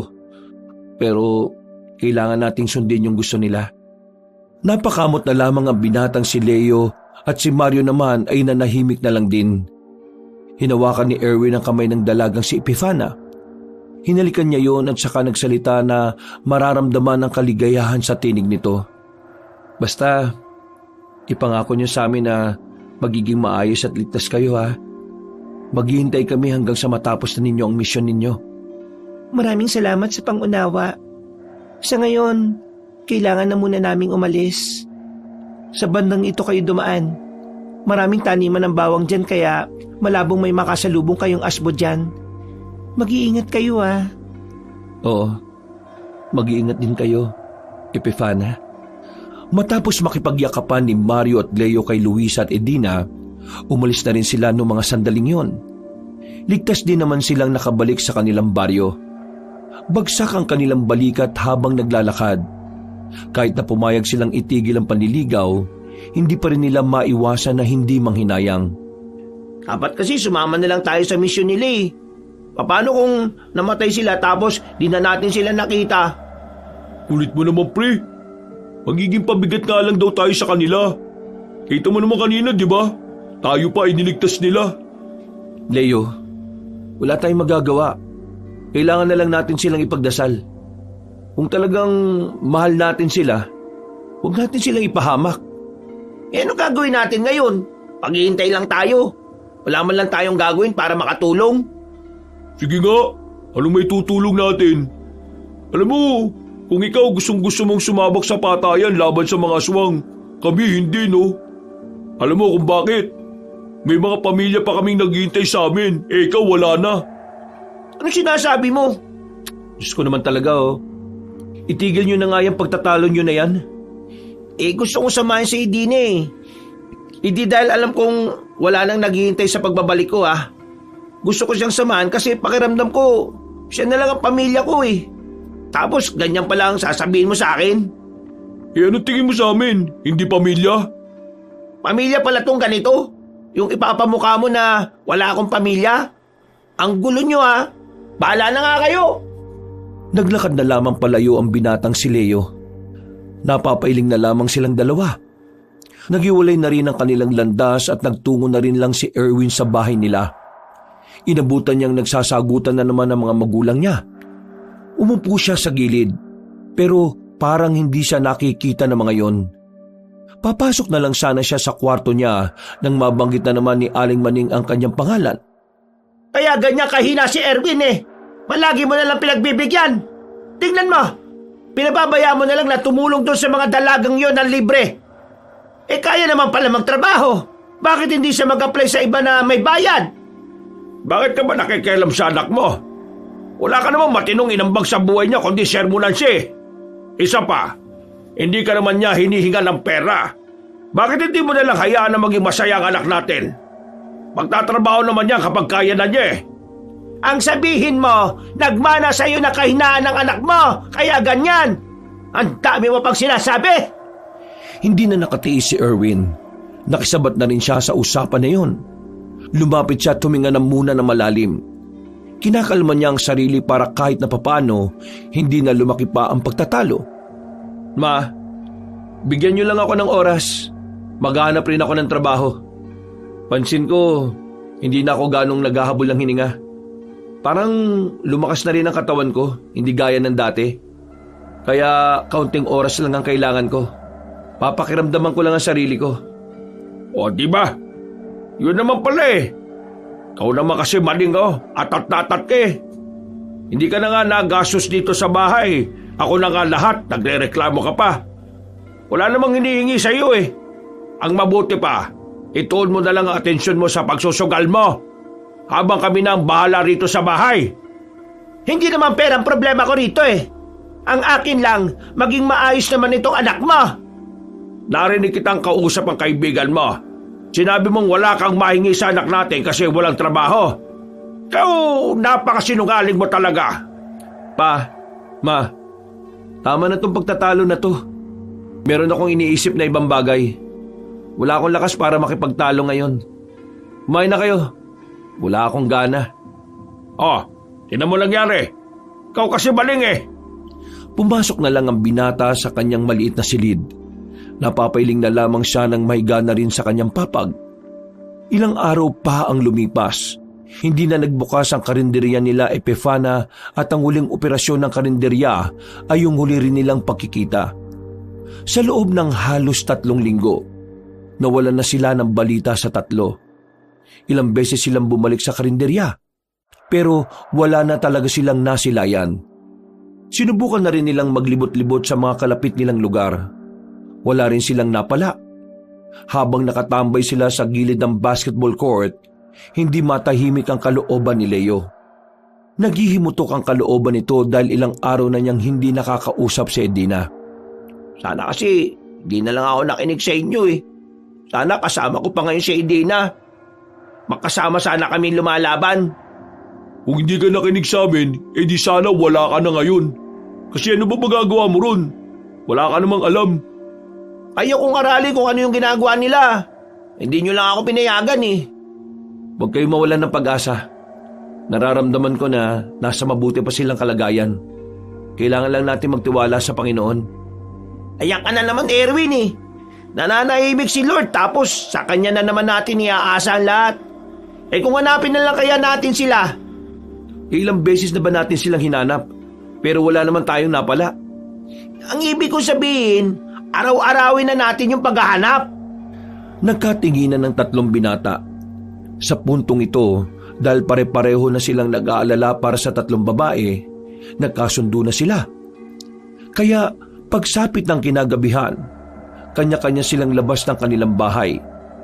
Dinala nila ang lahat ng kakailanganin nila. Hindi nila kinalimutan ang malaking lampara na hinahanap pa nila sa silong ng bahay nila Leo. Tinahak nila ang daan. Papunta sila sa loob ng kagubatan. Wala silang pakialam kung may mga makasalubong man silang malalaking aso. Matapang sila kahit na ang dala naman nila ay mga kinakalawang na itak. Natatandaan ko, ito yung daan na di natin diniretso dahil tinatamad na kayo eh. Kung tumpukin kaya natin to mga pre. Wala namang problema sa akin. Itong si Erwin ang iniisip ko. Bawal mapagod to eh. Paakyat na yan oh. Sige, kaya ko naman na. Sigurado ka ba? Baka naman habang naglalakad tayo, bigla ka nalang mag-collapse ha? Kaya ko na. Di ko nga alam kung bakit parang lumakas din yung katawan ko eh. Parang hindi na ako inihingal ng malala. Di gaya ng hingal ko dati na parang hindi na ako makahinga. Eh kung ganun, tumbukin na nga natin tong daan na to. Mabilis silang naglakad patungo sa direksyon na tinuturo ni Leo. May narating silang tulay doon na yari sa kahoy. Todo kapit pa sila sa hawakan dahil medyo umuuga-uga na rin yon. Maingat nilang tinawid ang tulay sa pagkabahalang malaglag sa batuhan. Guminhawa ang kanilang paghinga nang malagpasan na nila ang tulay na yon. Inilabas na rin nila ang kanilang mga itak habang naglalakad. Yandaan niyo mga sarili niyo ha. Hindi na ito parte ng gubat na sakop ng baryo natin. Marahan silang naglakad sa gitna ng kagubatan. Kabadong-kabado sila. Pero nilalakasan na lamang nila ang kanilang loob para sa kanilang mga minamahal na babae. Hanggang sa tuluyan na nga nilang nakita ang isang maliwanag na komunidad. Malayo pa lang, tanaw na nila ang mga sulo na nakatusok sa paligid ng lugar sa mga sandaling yon. Naisipan nilang lumapit doon. Pero nasa bukana pa lang sila. Nagulat sila nang may tumusok na mga palaso sa harapan nila. Parang gahibla na lamang ay tatamaan na ang kanilang paa. Hindi sila nakagalaw. Kabadong-kabado habang napapalunok ng laway. Nakita nila ang mga kababaihan na nagbabantay sa bungad ng baryo. May hawak-hawak na mga palaso. Hindi kami kaaway. May hinahanap lang kaming 3 babae. Si Epifana, si Luisa at si Edina. Nang sabihin ni Erwin yon, marahang ibinaba ng mga kababaihan ng kanilang mga sandata. Nagkabulungan ng mga yon. Nakahinga naman ng maluwag ang 3 lalaki. Ilang sandali lang, lumabas mula sa lugar na yon ang babae si Epifana. Nakasuot ito ng kasuotan na tila sa labanan lang ginagamit. Samantala, tuwang-tuwa naman ang binatang si Erwin nang masilayan ang mukha ng dalaga. Pero nagtaka siya dahil wala siyang makitang ngiti sa dalaga. Mabuti naman at nasa maayos na lagay ka lang. Nasaan si Edina? Si Luisa, nasan din? Sumama kayo sa akin sa loob. Nauna nang naglakad ang dalaga. Sumunod din naman sila agad doon. Dinala sila ni Epifana sa isang malaking silid. Nakita nilang may mga kasamahan ng dalaga na nakahiga sa mga papag. Kabilang sa mga yon ang 2 dalaga na si Luisa at si Edina. Teka, anong nangyari kay Edina? Kay Luisa rin. Bakit wala silang malay? Nung nakaraang araw, nalaman namin kung nasaan ang mga aswang. Sinubukan namin gumawa ng pag-atake. Pero napaghanda na pala nila ang pagdating namin. Kaya ang nangyari, eto, meron silang inihandang patibong. Kumagat kami at lahat naapektuhan. Hanggang ngayon wala pa rin silang mga malay. Pero huwag kayong mag-alala. Dahil unti-unti ko na rin namang natatapos ang gamot para magkamalay sila ulit. Kailangan lang nilang magpahinga. Walang paglagyan ng pag-aalala ni Leo at Mario noong mga sandaling yon. Kahit na alam nilang hindi agad magigising ang 2 dalaga, na natiling nakabantay ang 2 binata. Samantala, sa labas naman ay nakapag-usap na rin si Erwin at Epifana. Pero wala sa usapan nila ang tungkol sa mga nararamdaman nila. Tungkol ito sa pinuno ng mga asbo na nagngangalang Rolen. Anong may tutulong namin, Epifana? Ngayong narito na kami at ganito ang dinatnan namin kalagayan ng mga kasama mo. Tingin ko dapat na kami makialam. Ang dahilan kung bakit hahayaan ko na kayong makialam ay dahil kailangan talaga namin kayo. Ha? Anong ibig mo sabihin? Napagtanto ko na lang na kaya sila nakapaganda sa pagpunta namin sa lugar nila ay dahil kabisado na nila ang amoy naming lahat. Kumbaga, sa amoy pa lang, alam na nila kung albularyo o manunugi sa mga kaharap nila. Kaya naman, kayong tatlo ang naiisip kong susi para makapasok sa baryo nila. Sabihin mo, anong kailangan namin gawin? Meron kaming sandata na kailangan mailagay sa mismong lugar nila. Tinatawag namin itong rosas na itim. Ang rosas na itim ay nakakapagdulot ng pansamantalang panghihina sa mga aswang. Tatagal ang epekto nito sa loob lang ng 2 oras. Kapag naamoy nila ito, magkakaroon na kami ng pagkakataon para makalapit. May kalamangan na kagad tayo sa lagay na yon. Ang kailangan lang, mailagay ang rosas sa medyo mataas na parte sa lugar nila. Para kapag sumingaw ang amoy, kakalat yun sa iba't ibang parte ng lugar nila. Sigurado bang mananalo tayo kapag nagtagumpay kaming ilagay yon? Hindi pa garantisado, pero malaking bagay yon dahil tsak na marami sa tauhan ni Mang Rolen ang mababawas.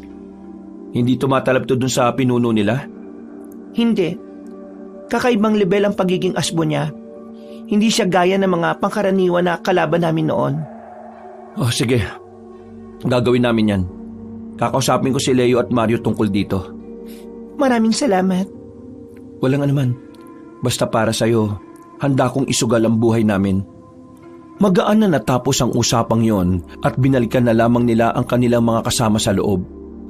Nagpahinga na muna sila roon.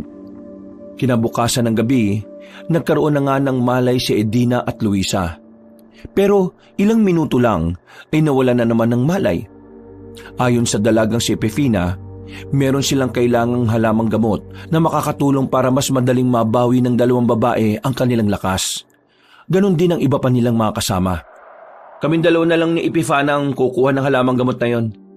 Dito lang kayo. Hindi pwede. Sasama kami sa inyo. Gusto namin makatulong eh. Para ito kay Edina. Ako rin. Gagawin ko ito para kay Luisa. Kaya isama niyo kami. Hayaan na natin silang sumama. Kailangan din natin nakasama para sa mga dadalhin natin mga tuyong sanga para ipanggatong. Sa wakas, makakarap ko na rin yung mga aswang na yan. Halamang gamot ang prioridad natin ngayon, hindi ang makipaglaban sa mga aswang. Tama si Erwin. Kung sakaling mang may makitang tayong mga aswang, hindi natin sila papatulan. Kailangan natin makabalik kagad para maihalo ko ang halamang gamot sa ginagawa kong panglunas. Umupo na lamang si Leo. Hindi rin nagtagal, agad na rin silang umalis. Malayo-layo ang kagubatan na kailangan nilang puntahan. At ayon sa dalagang si Epifana, tuwing gabi lamang lumalabas ang mahiwagang halamang gamot na yon. Habang nasa kasagsagan sila ng paglalakbay, may mga nadaanan silang mga bangkay ng mga mangangaso sa daan. Inaagnas na ang mga yon. Palatandaan lang na may ilang araw na ring nakahandusay ang mga yon doon. Akala ko ba, nagpaparami ang mga aswang? Bakit sila pumapatay ng tao ngayon? Ang mga dumali sa mga tao ay mga aswang na biktima ng yanggaw. Normal lang sa kanilang pumaslang ng tao dahil yun ang parte ng pagiging aswang nila, kung saan hayok na sila sa laman ng tao. Isa rin yun sa kailangan nating paghandaan. Mababangis din sila. Ang aswang na gustong makakain ng tao ang isa sa mga mabibilis at mararahas. Sa sinabing yun ni Epifana, hindi maiwasan ni Erwin na hindi kabahan. Hindi lang nila maamin pero natatakot din naman silang lumaban sa mga nilalang na yon. Pero dahil gusto nilang patunayan sa 3 dalaga na karapat-dapat sila, gagawin nila ang lahat ng kanilang makakaya para makatulong. Makalipas ang ilang oras, natanaw na rin nila ang malawak na taniman ng halaman na may puting dahon. Yun na ang halamang gamot na kailangan nila. Kaya naman, wala na silang sinayang na sandali. Agad na silang lumapit doon.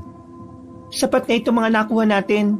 Ang kailangan na lang natin gawin ay mangolekta ng mga tuyong sanga. Mahabang oras ang gagawin kong paglalaga. Dun sa bandang yun. Parang maraming tuyong puno dun, oh. Bilisan na lang natin para makabalik tayo kagad. Papunta na sana sila sa direksyong itinuro ni Mario, pero bigla na lang silang kinabahan sa di malamang dahilan. Nagtitindigan ang kanilang balahibo. Pinagpapawisan sila ng malamig. Kahit si Epifana, Mababakas din ang kaba base sa ekspresyon ng mukha nito. Epifana, anong nangyayari? Narito ang pinuno ng mga asbo. Kailangan na nating umalis. Bilis! Kumari pa sila ng takbo pabalik. Habang tumatakbo sila, nararamdaman nila ang malakas na presensya ng isang tao. Tumatahol-tahol pa ito na may kasamang malakas na angil. Takbo lang! Walang hinto! Mapapamak tayong lahat kapag naabutan niya tayo. Hindi ba talaga natin siya kayang labanan? Kung mga manunugis ang kasama ko, kakayanin namin. Kaya ngayon, iiwas lang tayo gaya na napag-usapan natin. Mas binilisan pa nila ang kanilang pagtakbo. Pero sa kasamaang palad, bigla namang hiningal si Erwin. Napatigil ito habang nakahawak sa kanyang dibdib. Yan ang nga po sinasabi ko eh. Hindi ka na naman makahinga eh. Sige na, mauna na kayo. Baliw ka ba? Hindi ka namin iiwan, no? Sige na, mauna na kayo. Ako nang bahala sa kanya. Ay, naku naman. Walang nagawa si Mario at Leo. Sinunod na lamang nila ang sinabi ng dalaga. Inisikaso ni Epifana si Erwin noong mga sandaling yon. Pero nagulat na lamang sila nang makitang nasa harapan na nila ang pinuno ng mga asbo. Isang aso na matangkad at kulay pula ang mga matang tila umiilaw rin. Anong gagawin natin ngayon? Diyan ka lang, akong bahala. Inihanda na ni Epifana ang kanyang hawak na itak. Sinubukan nitong umatake sa malaking aso na nasa harapan niya. Pero hindi pa siya nakakalapit, bigla nang umangil ng malakas ang aswang na asbo. Malakas ang pag-angil na ginawa ng aswang, kaya naman halos ikabingi nilang dalawa yon. Hindi natuloy ang dalaga sa paglapit nito, pero dumamba sa kanya ang malaking asong itim. Pumaibabaw ito kay Epifana. Mabuti na lamang ay nakagawa agad ito ng paraan para makalis sa ganong klase ng posisyon. Tinusok niya ng itak ang tagiliran ng asbo, kaya maya-maya lang agad nang nagpalit bilang anyong tao ang matandang si Rolen. Talagang may love ka rin babae ka. Sa lahat ng mga kasama mo, ikaw lang ang nanatiling may malay. Masasabi kong kakaiba ka sa lahat. Pinabati kita dahil ngayon, masasabi kong ikaw ang pinakamalakas sa lahat ng nakalabang ko. Hindi ko kailangan ng papuri mo. Ang kailangan ko, mamatay ka! Hindi na nagsayang ng oras ang dalaga. Muli nitong winasiwas ang hawak na itak. Pero mabilis din namang nakakailag sa kanya ang aswang na si Rolen. Tila ba mas mahirap pa para kay Epifana na nakaganong anyo ang kanilang kalaban. Maya-maya, tinamaan na ng matanda ang babaeng si Epifana dahilan para tuluyan ng mapaluhod ang isang tuhod ng babae. Hindi ko alam kung anong meron sa'yo eh. Pero nararamdaman kong kakaibang lakas ng katawan mo. Ang kaso nga lang, ngayong gabi, hindi ko nahahayaan pang maging hadlang ka sa pagpaparami ng mga aswang na asbo. May kung anong bagay na inilabas si Epifana at saka isinaboy sa mukha ng matandang aswang. Dahil sa kanyang ginawa ay napuwing ang mga mata ni Mang Rolen. Hindi na ito nakalapit pa. Sinamantala naman ni Epifana at Erwin ang pagkakataon. Mabilis silang tumakbo. Nang makarating na sila sa gilid ng ilog, nakita nila sa kabilang banda ang dalawang binata. Dito! Nandito kami! Ayun sila, tara! Sinuong nila ang malakas na agos ng tubig. Mabuti na lamang ay meron silang nahawakan na kawayan kaya sila nakatawid. Nang tumanaw sila sa kanilang pinanggalingan, nakita nila si Mang Rolen na nakaanyong asbo na naman. Pero nakakapagtaka na hindi na sila nito sinundan pa. Wala na silang oras para i-analisa pa kung ano ang dahilan. Kinuha na lamang nila ang pagkakataon na iyon para umalis. Nagmamadali silang tumakbo hanggang sa tuluyan na nga silang nakaalis sa lugar na iyon. Hindi nila nadala mga tuyong panggatong, pero ang mahalaga, nadala nila pauwi ang mga halamang gamot na kakailanganin nila. May sugat ka, Epifana? Huwag niyo akong intindihin. Sanay na ako sa mga ganitong uri ng sugat. Bilisan na lang natin ang paglalakad at nang matapos ko na rin ang lunas para sa mga kasamahan natin. Noong mga sandaling yon, nakahinga na rin ng maluwag ang binatang si Erwin. Ligtas silang nakauwi. At dahil wala silang nadalang mga panggatong, pinagtiisan na lamang nila ang mga lumang dingding sa mga kabahayan.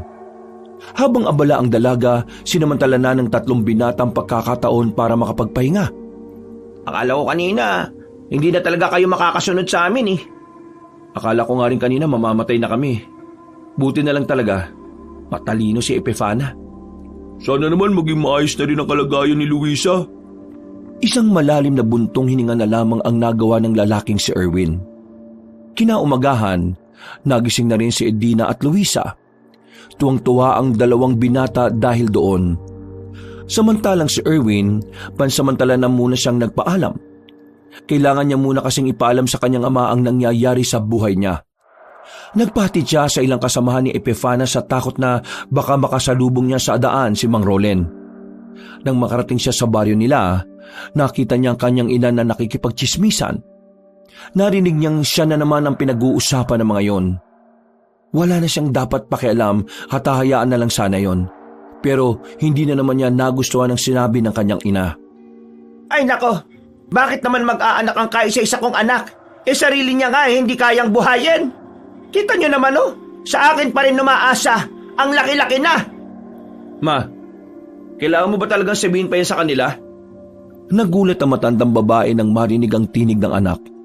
Hindi nito inaasahan na naroon na pala si Erwin. Tila naputulan na ng dila si Aling Maning dahil hindi na ito nakapagsalita. Ikaw lang yung ina na kayang sirain sa ibang tao ang sariling anak no? Kakaiba ka talaga, ma. Sana maging masaya ka sa ginagawa mo sa anak mo. Napapiling na lamang si Erwin at pinagpatuloy na lang ang paglalakad. Nang makarating siya sa kanilang bahay, hindi na niya sinabi pa kay Mang Jeston ang nangyari. Batid niya kasing hindi magugustuhan ng ama niya ang bagay na yon at baka mag-away na naman ang dalawa. Oh, inumaga ka yata ngayon. Pa, may sasabihin ako sa inyo pero wag ka sanang mabibigla. Ay, pambihira. Nakabuntis ka? Pa naman, ang OA niyo dyan Hindi Ay, hindi ba? Ay, ano pala? Tumingin-tingin na muna ang lalaki sa labas kung may ibang nakakarinig. Nang masigurong wala namang tao, hindi na siya nagsayang ng oras. Agad na niyang kinuwento ang mga nangyari. Hindi naman makapaniwala ang kanyang ama nang malaman ang mga nangyari sa buhay niya. Kalakip nito ay ang pag-aalala nito para sa kaligtasan niya. Anak, alam kong gusto mo talaga ang babaeng yon. Pero anak, delikado ka dyan. Kung yang si Epifana sanay na sa pakikipaglaban sa mga aswang, ikaw hindi pa. Nag-aalala lang ako na baka mapahama ka dyan. Pa, mahal ko si Epifana. At kahit na anong delikado pa ang pagdaanan namin, sasamahan ko siya.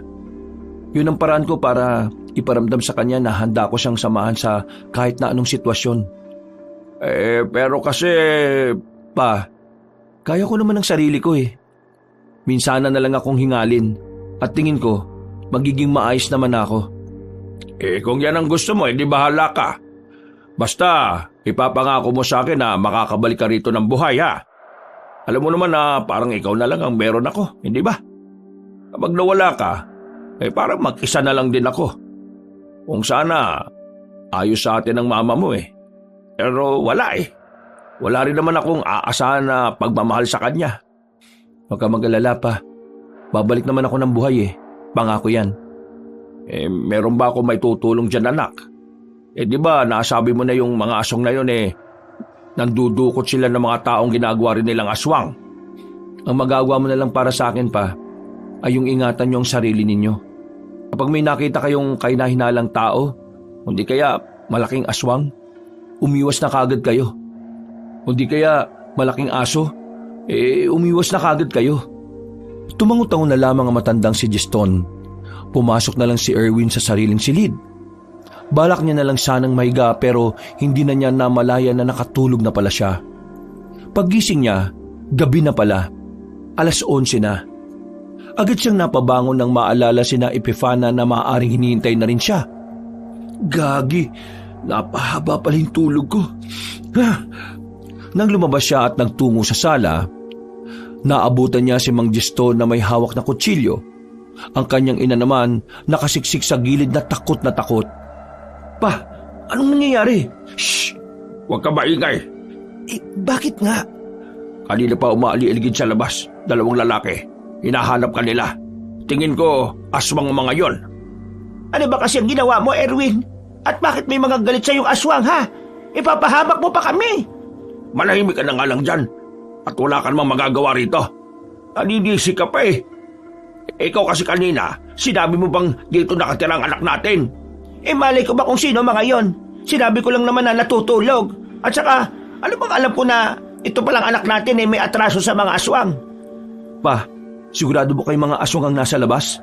Oo. Nakita ko kanina nagbago yung itsura nila. Buti nga hinila ko itong mama mo eh. Wala na sana to ngayon. Sinilip ni Erwin ang labas. Nakita niya nga roon na may nakatambay na 2 lalaki sa tapat nila. Kinakabahan si Erwin. Kung hindi sila makakaalis sa bahay nila, baka mas lalo pang dumami ang mga aswang sa harapan ng kanilang bahay. Kaya naman naisip ni Erwin na umalis na roon. Pa, tara, aalis na tayo rito. Hindi tayo pwede narito. Baka dumami sila dyan sa labas. Saan naman tayo pupunta? Pupunta tayo sa baryo nila Epifana. Ano? Iiwan niyo lang ako dito? Malamang sasama ka sa amin, sinaulo ka ba? Bakit ka naman namin iiwan? Hindi naman masama ugali namin kagaya mo. Tara na, habang hindi pa sila nakakahalatang aalis tayo. Dito na tayo sa kwarto namin dumaan, sa may bintana. Walang sinayang na sandali ang magpamilya. Lumusot na sila sa likuran ng kanilang bahay. Pinagkasya nila ang mga sarili nila sa masikip na espasyo para lang makaalis. Takba lang ba na dito tayo dumaan? Hindi ba tayo makikita ng mga yon? Hindi, wag lang tayo mag-ingay. Hey, Diyos ko, ano ba itong mga natatapakan ko? Ang sasakit sa mga paa. Huwag ka nang maingay at baka marinig tayo. Hindi pa tayo nakakalayo oh. Bakit ba kasi dito tayo dumaan? Hindi ka ba talaga makaintindi? Maiwan ka na nga lang kaya. Diyos ko, ito na nga ba sinasabi ko eh. Natigilan silang lahat nang maramdamang pumasok na rin sa kanilang bahay ang 2 lalaki. Mas lalo silang kinabahan nang makitang dumungaw na sa bintana ang mga yon. Mabuti na lamang nakalabas na sila sa masikip na daan.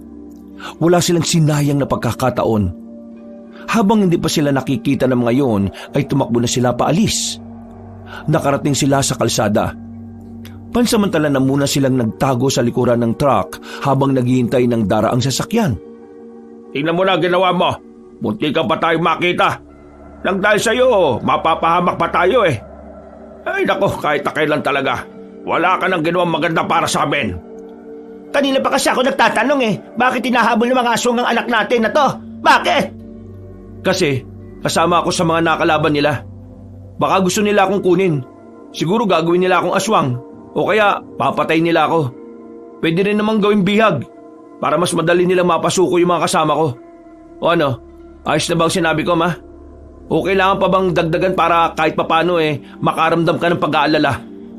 Tamimi ang matandang babae. Nakakaramdam na rin si Erwin ng galit. Pero dahil gusto pa rin niyang makaligtas ang kanyang ina, sinusubukan niya ang lahat ng makakaya niya para isang tabi ang personal niyang problema. Pakiusap lang, ma. Kahit na ngayon lang. Makisama ka naman. Please lang. Hindi lang naman buhay namin ang mapapahamak Buhay mo rin. May halaga rin ang buhay mo para sa amin, ma. Pwede, Maning. Maya ka naman sa anak mo. Kahit na hindi maayos ang trato mo sa kanya, kaligtasan mo pa rin ang iniintindi niya. Sana naman matuto ka magpasalamat. Hindi na nagsalita pa ang matandang babae. Bumuntong hininga na lamang si Aling Maring at tuluyan ng nanahimik. Isang malalim na paghinga na naman ang ginawa ni Erwin. Dumampot na lamang siya ng 2x2 na nasa gilid. Sumilip pa sa kalsada. Nang masigurong walang makakakita sa kanila, sinenyasan na niya ang kanyang magulang na lumabas. Pinauna niya ang mga yon at itinuro ang kanilang daraanan. Sa mga sandaling ito, triple ang kabang nararamdaman niya. Mas kinabahan siya na kasama niya si Mang Gistoni at Aling Maning. Hindi niya kakayanin kapag may nangyaring masama sa 2 matanda. Pagpasok nila sa kagubatan, inabutan sila ng kamalasan. Sumakto pa kasing ang nadaanan nilang gubat ay ang lugar na kung saan nagsasagawa ng pagpupulong ang mga asbo. Sa palagay ni Erwin, nagpaplanong lumusob ang mga yon. Ang problema, hindi niya alam kung saan o aling baryo ang guguluhin ng mga aswang. Kahit na gusto niyang pigilan ng mga aswang, batid niyang wala rin siyang magagawa. Isa pa, sa mga sandaling ito ay mas uunahin na muna niya ang kanyang mga magulang. Huwag kayong maingay, kahit na anong mangyari. Kapag nalaman nilang narito tayo, malilintikan tayo. aswang ang lahat ng mga yan? Oo pa, may kakayahan silang maging anyong aso na malaki at matangkad. Ang tawag sa kanila, aswang na asbo. Anong ginagawa nila? Baka nagbabalak na manggulo. Halos 15 minutong naghintay sila Erwin na matapos ang ginagawa ng mga aswang. Nang makalis na mga yon, saka pa lamang sila naglakas ng loob na ipagpatuloy ang kanilang paglalakad. Pero hindi pa man sila nakakalayo sa lugar na yon, may mga aswang nang humarang sa kanila. Hindi nila inaasahan na may mga aswang pa palang bumalik. Sandaling nakatinginan at nagkatitigan, at dahil sa liwanag ng buwan, nakikita nilang unti-unti nang nagbabago ang anyo ng mga yon. Naging asong itim na. Pa, ma, takbo na! Ako nang bahala dito! Pero hindi kita pwedeng iwan dito, anak. Sige na, takbo na! Maning, tumakbo ka na. Iligtas mo ang sarili mo, bilis. Papa naman! Naalala mo ba yung pangako natin nung maayos pa ang pamilya natin? Tayong dalawang lalaki ang poprotekta sa nag-iisang babae sa pamilya natin. Ngumiti si Mang Jeston. Ilang sandali lang ay umangin na ang mga asbo. Sinyales na aatake na ang mga yun. Ma, takbo na! Natatarantang tumakbo ang matandang si Maning. Hindi na rin ito nakapagsalita pa dahil sa sobrang takot. Nang makalis na si Aling Maning, humarap na sila sa mga aswang. Pa, kahit na anong mangyari, sa likod ka lang. Lahat ng atake, ako na munang haharap sa kanila. Hindi pwedeng wala akong gawin. Hetong sa akin, pamalo ko sa kanila. Nang sabay-sabay nang lumusob ang mga aswang na asbo, sakto namang dumating sila Epifana. Tinira ng mga yon ng palaso ang mga aswang. Agad namang itong tinamaan. Parang nabunutan ng tinik sa lalamunan ng magama.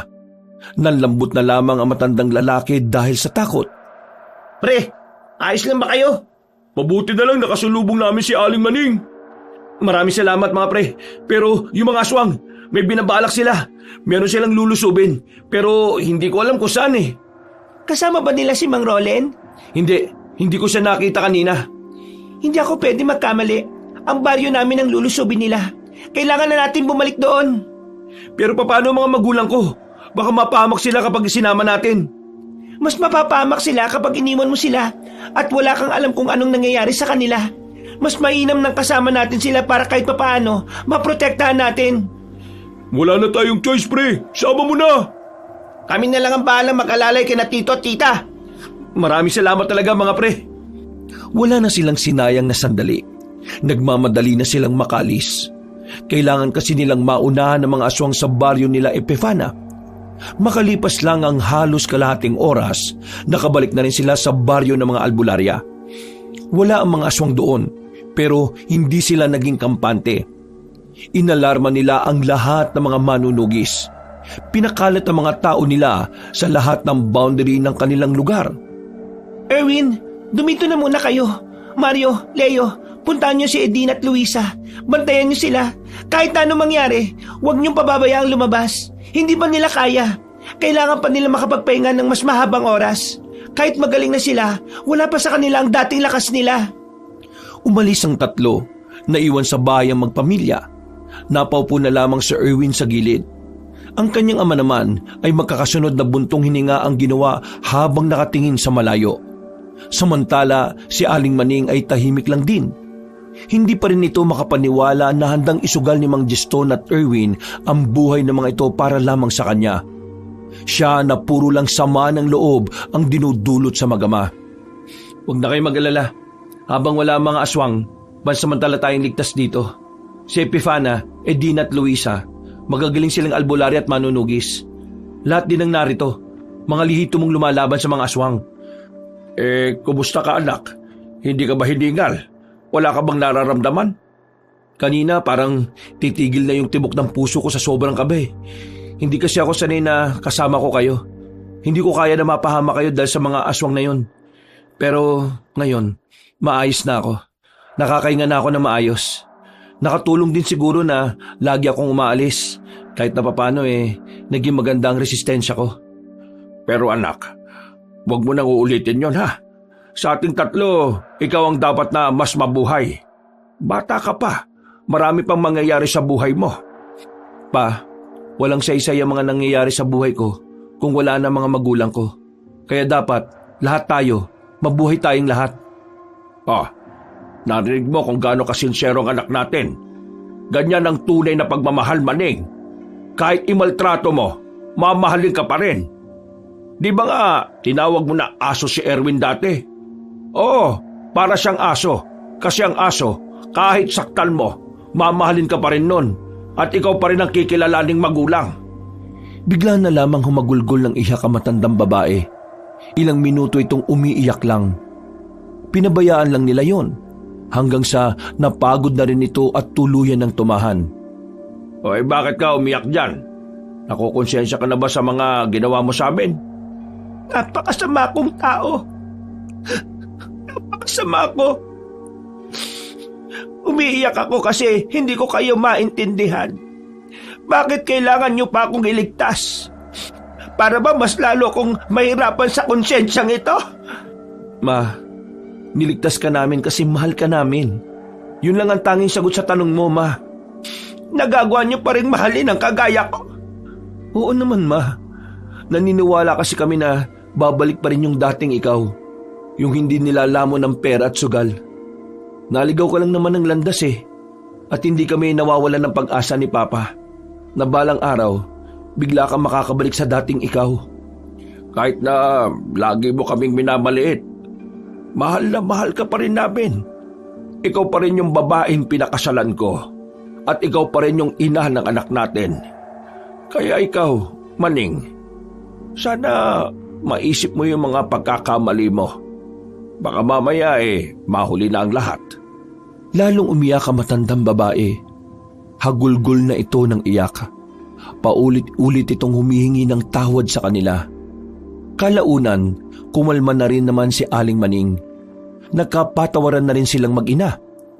Napatawad na rin ni Mang Jesto ng kanyang asawa.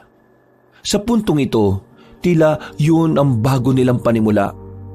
Pero kahit na masaya si Erwin dahil maayos na ulit ang kanilang pamilya, hindi pa rin nawawala ang pangamba sa kanyang kalooban. Lumipas ang halos 4 na oras. Inabot na sila ng madaling araw, pero walang dumating na aswang. Hanggang sa sumapit na nga ang kinaumagahan. Nagtataka sila kung ano ang nangyari. Epifana, anong nangyari? Wala ba kayong nasagap na impormasyon tungkol sa mga aswang? Bakit hindi sila umatake kagabi? Magkakasama na sila sa iisang bakuran ng mga sandaling yon. Pare-parehong mababasa ang kaba sa kanilang mga muka. Tila nababahala.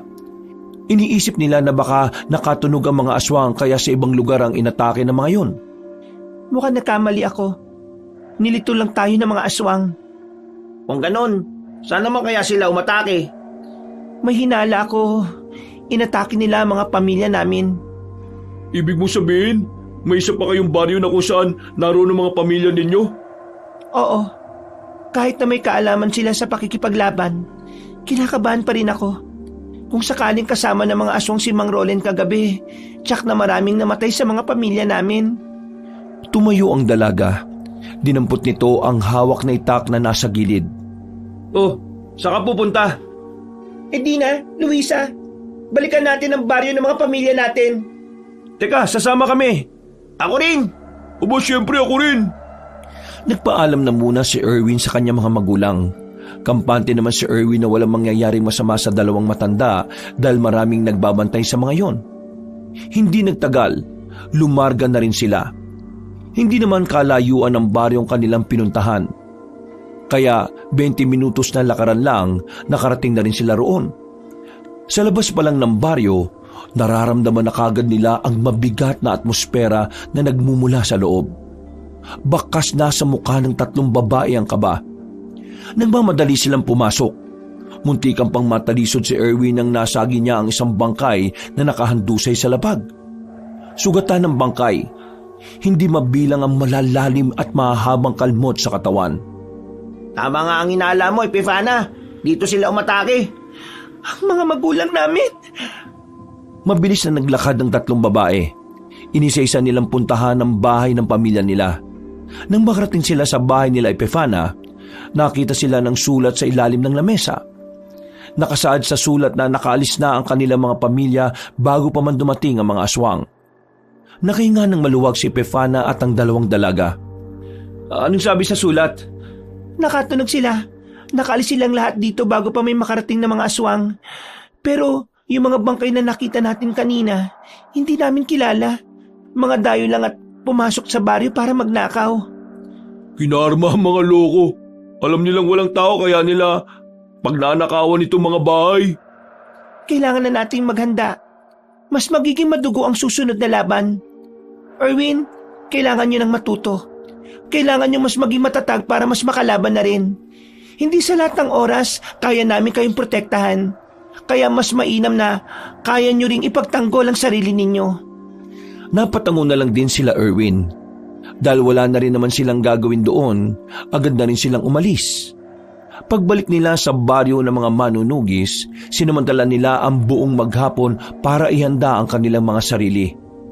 Nang sumapit na naman ang kinagabihan, lahat na matatandang nasa baryong yon, pinapasok na sa mga sikretong silong ng mga bahay. May mga lagusan kasi roon na parang itinuturing na rin nilang underground. Ang lugar na yon ay matagal nang nakalaan para sa mga ganoong klase ng pangyayari. Erwin, anak, mangako ka sa amin ha. Walang mangyayaring masama sa iyo. Makakabalik ka sa amin ng buhay. Oo pa, makakasama niyo ako ulit. Hindi ko alam ang sasabihin ko. Alam kong naging masamang ina ako sa iyo. Pero sana mabigyan mo ulit ako ng pagkakataong makabawi. Kaya kailangan mabuhay ka, Erwin, anak. Huwag po kayong mag-alala. Sabay-sabay po kaming lalaban. Walang iwanan. Kami po ang bahala sa kanila. Matapos ang pag-uusap na yon, pinapasok na rin sa silong ang dalawang matanda. Lumabas na sila Erwin sa bahay. Hawak-hawak na nila ang kanilang mga sandata. Dahil sa mga sandaling yon, inaasahan nilang magaganap na ang pag-atake ng mga hinihintay nilang kalaban. Luisa, Edina, kayong dalawang pinaka-inaasahan ko na makakatuwang ko sa pakikipaglaban kay Mang Roland. Erwin, Leo at Mario, ang mga pangkaraniwang asbo lang ang kakalabanin nyo. Sige, naintindihan namin. Sige na, bumesyon tayo sa bukana ng baryo. Naglakad ng matatag ang mga manunugis patungo sa kanilang pupwestuhan. Mararamdaman sa kanilang bawat takbang ang kanilang tapang at pagiging determinado. Kahit na may kaunti pa rin nararamdamang kaba si Erwin, kakaiba ang lakas niya ngayon. Dahil sa puntong ito, hindi na lamang si Epifana ang dahilan kung bakit siya lumalaban. Inaaalay niya rin ang laban na yon sa kanyang mga magulang. Hindi nang tagal, nagpakita na nga si Mang Roland sa tapat ng baryo. Tindig pa lang nito ay ramdam na nila ang nag-uumapaw nitong kumpiyansa. Pinahanga ko ng mga pamilya ninyo. Wala kaming inabutan. Masasabi kong hindi rin talaga kayo basta-basta. Kaya naman, direktahan na akong dumiretso para lang sabihin na ngayong gabi, dadanak ng dugo sa lupain ito. Huwag ka mag-alala. Naganda kami ngayong gabi para maibibigay namin ang laban na gusto mo. Mabuti naman kung ganon. Ayaw na ayaw ko kasing nagsasayang ng oras sa mga mahihina at walang kwentang kalaban. Sumipol ang matandang aswang. Isa-isang lumabas ang matatangkad at itim na aso mula sa kadiliman. Noong mga sandaling yun, napapalunok na ng laway si Erwin. Nakakaramdam siya ng takot. Pero sa kabilang banda, nakakaramdam din siya ng pagkasabik. Hinigpitan na niya ang hawak sa itak. Dahil ilang sandali lang, lusob! Parang mga asong baliw na nagtakbuhan patungo sa harapan ng baryo ang mga yon. Nang makapasok na, sinalubong na rin nila Erwin ang mga asbo. Mga pre, ingat kayo ha! Sila mag-ingat sa akin! Ulagya, ang lalaking aso nito! Nakisabayan ng tatlo kasamang iba pang mga kasamahan nila. Mababangi sa mga aswang na asbo. Kaya kahit na sapat naman ang kanilang bilang para harapin ang mga yon, hindi agad naging madali para sa kanila ang mga unang minuto ng labanan. Pre, sa gilid! Ay, kagi! Focus mga pre! Focus! Nang matamanan ni Erwin ng taga ang isang aswang, tila nabuhay ang kanyang moral. Nalaman niya ang pakiramdam na makapaslang ng aswang kaya mas lalo siyang ginanahan. Humiwalay ito kay Leo at Mario. Pumagitna na rin si Erwin kasama ng iba pang mga veteranong manunugis. Makalipas lang ang sandali, marami na rin ang sugatan sa kanilang hanay. Pero kahit na ganoon, mas marami naman silang napatay na aswang. Masasabi nilang nakalalamang pa rin sila kahit na papano. Walang susuko! Erwin! Pre, sa likuran mo! Diyos ko ka, oh! Pagkaharap ni Erwin, hindi na niya namalayan na nasa likuran na pala niya ang matandang si Rolen. Hinawakan siya nito sa leeg.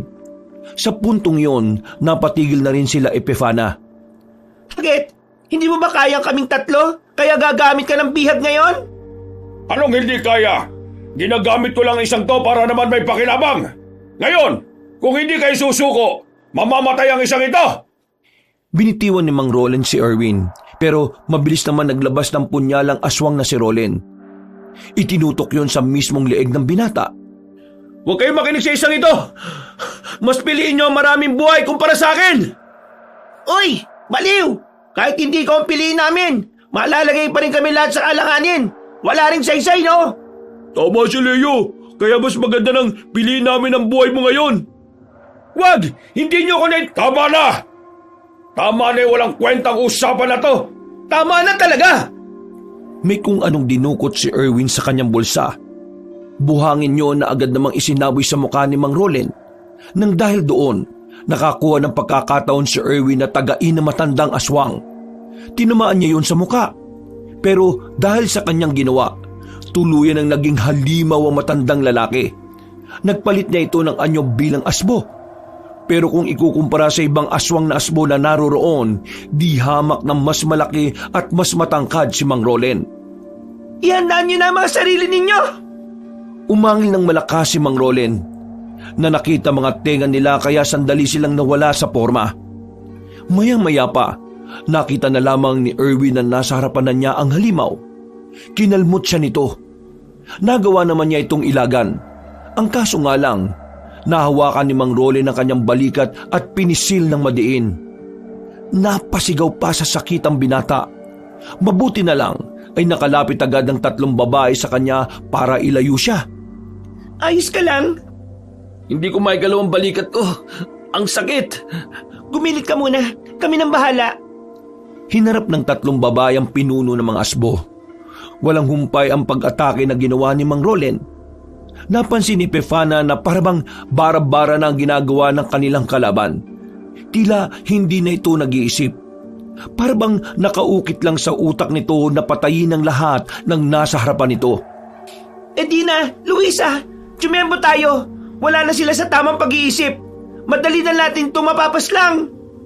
Tumango ang 2 babae kay Epifana, pero si Mang Rolen tuloy lang ang paglusob sa kanila. Dahil sa bilis nito, tinamaan na rin nito ang 3 babae. Pero parang wala lang sa mga albularyo ang natamong sugat. Sa halip na manghina, sinamantala pa nila ang pagkakataon. Tinaga ni Epifana ang halimaw. Tinamaan yon sa dibdib. Sundan din naman ng mga taga ni Luisa sa likuran. Habang si Edina naman ay sa bandang balakang naman dinali ang aswang. Humaba pa ang mga kuko ni Mang Rolen. Akmang lulundagan nito si Epifana. Pero naitarak na rin ng dalaga ang itak sa mismong dibdib nito. Pumaibabaw ito sa kanya, pero hindi na yon nakagawa pa ng pag-atake. Unti-unting nagbago ang anyo ni Mang Rolen. Bumalik yon sa dati nitong anyo bilang tao. Hindi ako makapaniwala. Nagawa kong talunin ng mga babae. Wala sa kasarian ng pagiging mandirigma, Mang Rolen. Minalas ka lang talaga dahil natapat ka sa mga may puso at pagkakaisa. Marahil nga. Marahil ito na nga ang katapusan ko. Pero hindi pa itong katapusan ng lahi ng mga aswang. Nagawa pang tumawa ng malakas ni Mang Rolen, pero sa dulo ng tawa na yon ay tuluyan na rin itong nalagutan ng hininga. Naiwan na lamang ang mga pangkaraniwang asbo, na sa mga sandaling yon tila nawalan na rin yun ng pag-asa kaya agad na rin naman silang natalo. Naghiyawan ng mga manunugis. Tuwang-tuwa sila nang makuha na nila ang kanilang pagkapanalo. Maya-maya lang din, lumabas na rin ng silong ang mga matatanda. Agad din namang nilapitan ni Mang Geston at Aling Maning si Erwin. Mabuti naman at ligtas kayo, anak. Pero anong nangyari sa iyo? Wala to pa. Hindi naman to sobrang seryoso. Ang mahalaga ngayon, wala na po ang kalaban nating aswang. Makakapamuhay na po tayo ng mapayapa. Salamat naman sa Diyos. Nagyakapan silang tatlo. Natuwa naman sa kanila ang lahat ng nakakita. Lalong-lalo na ang dalawang binata na si Mario at Leo. Nang matapos ang kaguluhan, makalipas lang ang 2 araw, isang pagdiriwang ang ginanap. Nagkaharap-harap sa pagdiriwang na yon ang mga magulang nila Erwin at Epifana. Nagkaroon ng formal na kasunduan sa panliligaw na itutuloy ni Erwin. Wala naman naging problema sa bawat magulang ni Erwin at Epifana. Samantala, sinagot na ni Edina si Leo. Sinagot na rin ni Luisa si Mario. Ang tanging naghihintay na lamang ng matamis na oo ay si Erwin. Pero handa naman maghintay ang binata kahit gaano pa ito katagal. Nangako kasi ito sa dalaga na kahit na anong mangyari, igagalang niya ang prosesong gustong pagdaanan ng kanilang ligawan. Sa kabilang banda, mas gumanda naman ang samahan ni Mang Jeston at Aling Maning. Nagbago na ng tuluyan si Aling Maning at mas lalo pa itong naging epektibong ina at asawa. Iniwan na nito ang sugal. Mas naglaan ito ng oras para sa pamilya. Para kay Erwin, wala na siyang ibang mahihiling. Kontento na siyang nakikitang masaya na ang mga tao sa paligid niya. Ngayong wala na mga aswang na kanilang kinatatakutan, masisimulan na niya ulit ang bagong buhay na kasama ang mga mahal niya. Isang buhay na kung saan kaligayahan at kapayapaan lamang ang kanilang mararanasan.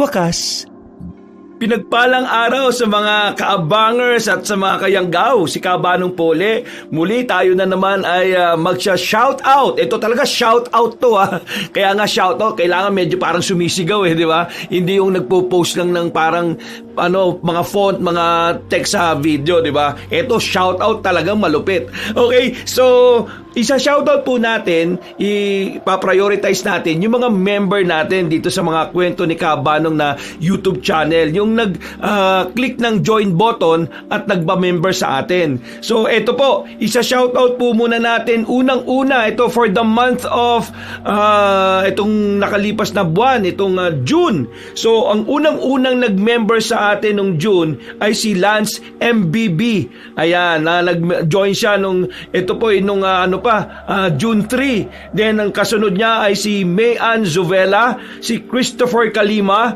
Shoutout po kay Almira Alodo, kay Precious Irish Also, kay Josephine Barrientos, kay Shaololin Your Love. Ayan, hello po kay Noel Reyes, kay Lynn Kalayeg, kay Kalokal Kualas Dimols, at kay Akala Carmi. And shoutout rin po kay Myla Lotino, kay Chris Michael Betita, kay Mark Hill, kay Grace Galye, kay Anjo Pasiao, kay Jomar Velarde Atamosa, kay Trina Santos, kay Kathy Shoko, kay Bay Mangtas, kay Jordan Villar, kay Milrose Demate, at kay Larina Fuentes. Shoutout rin kay Let's Cook and Stroll. Ayan. And then, shoutout rin po kay Emma Cabalquinto, kay Floreza Pelayo. Ito po ay nag-join us gabunan, mas ma-higher level ng membership natin. Si Ruben Stainless Steel Fab. Ayan. And syempre kay Yami Almenario, and kay Rose Alday, kay Josephine Aledo, and last but not the least, si The Traveler. Ayan po. So, shoutout po sa inyong lahat. Salamat po talaga sa inyong suporta. Malaking bagay po yung pagpapamember nyo sa ating channel. At syempre, dahil doon, kayo po ay laging priority sa shoutout. Unang-una po kayo lagi sa ating mga isa-shoutout na mga members po natin. And syempre, yung mga nag-comment, wag po kayo mag-alala dahil isa-shoutout pa rin po namin kayo. Di ba? Hindi po kayo mawawala sa shoutout. Pero ito po, randomly lang po ito kung sino po yung mahagip na mga mata ko sa dami po pasensya na po kasi talagang halos umaabot po ng 300, 500 plus yung mga nag-comment, kaya hindi ko po pwedeng i-shoutout kayong lahat or else baka puro shoutout na lang po yung ating video, yung ating upload, no? So shoutout po unang-una, walang iba kundi si Roslyn Rigual, ayan, from Riyadh, Saudi Arabia. Shoutout rin po dito kay Evelyn Reyes, ayan, taga ano po ito, Nayanggaw po daw sila sa kanilang lugar. Then kay Aurea Kaiga, ayan. Then shoutout rin po dito po kay Jenna Sobiano from Hong Kong. Ayan, nawiwindang daw yung amo niya sa kanya. And then syempre, shoutout rin po, ito po galing po sa Singapore, si Aslam Liza. Hello po. Then shoutout rin po kay Lilian Ilombre. Ayan, tagapakinig po daw sila. Sadyang gahaman na yung sa mga aswang dahil sa kapangyarihan. Yun yung sinabi niya doon sa comment niya, no? And then syempre, ito po yung galing pa sa Jeddah, KSA. Hello po, Lilian. And then syempre kay Aurelia Ragragula. Ayan, from Pateros. Hello po, nako, meron po mga balot dyan. Hanggang ngayon ba, dyan pa rin yung nanggagaling mga balot? And syempre kay Cherry Ann Espere. Ayan, hello po kay Ann Espere from Tacloban City. Ayan. And then syempre, shoutout rin po kay Jocelyn Nazareno from, Riyadh pa. Grabe, no? Then syempre kay Lolin Mahilom from Singapore. And then shoutout rin po kay Jin Choi, ayan po, hello po. And syempre kay shoutout po kay Nikods Milan, nakikinig po siya galing sa Saudi Arabia. Ayan, then shoutout rin po ito kay Charita Dakles, ayan, siya, nakikinig po daw siya araw-araw. Then kay Richelyn Malangka, shoutout po sa iyo. Then syempre shoutout rin po dito, walang iba, kay Irene Caniban. Ayan, grabe po, mag-upload kayo ng bagong aswang story dahil lagi daw siyang nakikinig. Okay? And then syempre shoutout rin po dito sa sa ito Bye Leyte City po, sa Galenzoga family at Ibanez family. Hello po, shoutout po sa inyo. Then syempre po, ito po galing naman po sa Cebu City kay Judy. Ayan, kay Judy D siguro ito. Judy D. Anyways, shoutout po sa inyo. And syempre kay Emma de la Cruz ng Bacoor. Ayan, malapit lang po. Dito lang po kami sa Las Piñas eh. Ito rin po, shoutout naman po ito galing sa Bahrain kay Leah Flowers BCC. And syempre, ito naman po ay galing sa Lavizares, Northern Samar, si Ems Denyiga. Hello po, shoutout po sa iyo. And then syempre, shoutout rin po dito sa kay Rose. Tama ba yun? Ayun, shoutout po sa iyo. And then syempre ito, shoutout rin po kay Irma Umali, yan, from Italy. Wow, buti na lang ang boses ko nakakarating ng Italy. Sana laging sana pati ako makarating na rin. Sino kaya mag-sponsor? Anyways, shoutout rin po kay Jinsin Suson from Jeddah, Saudi Arabia. And sabi niya, wow, mashallah, kabanong, nakauna na rin siya.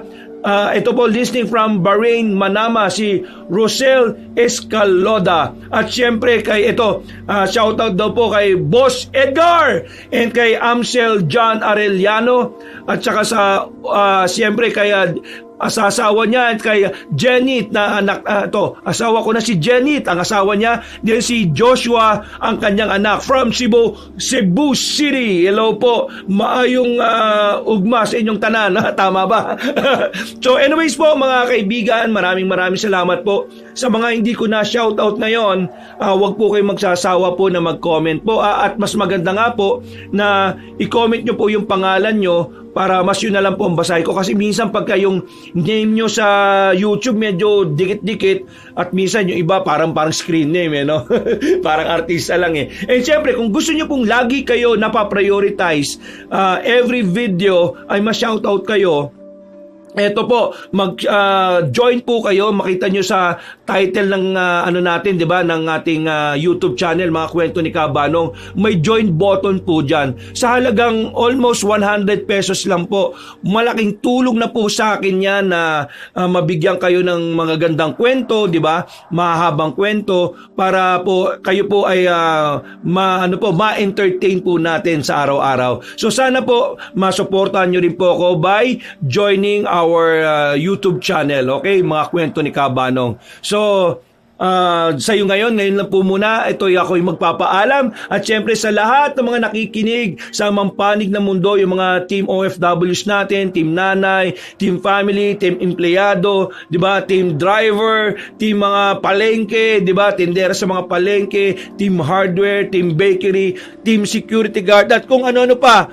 Thank you very much po. Mag-iingat po kayo lagi kung saan man kayo naroon. And God bless and I love you!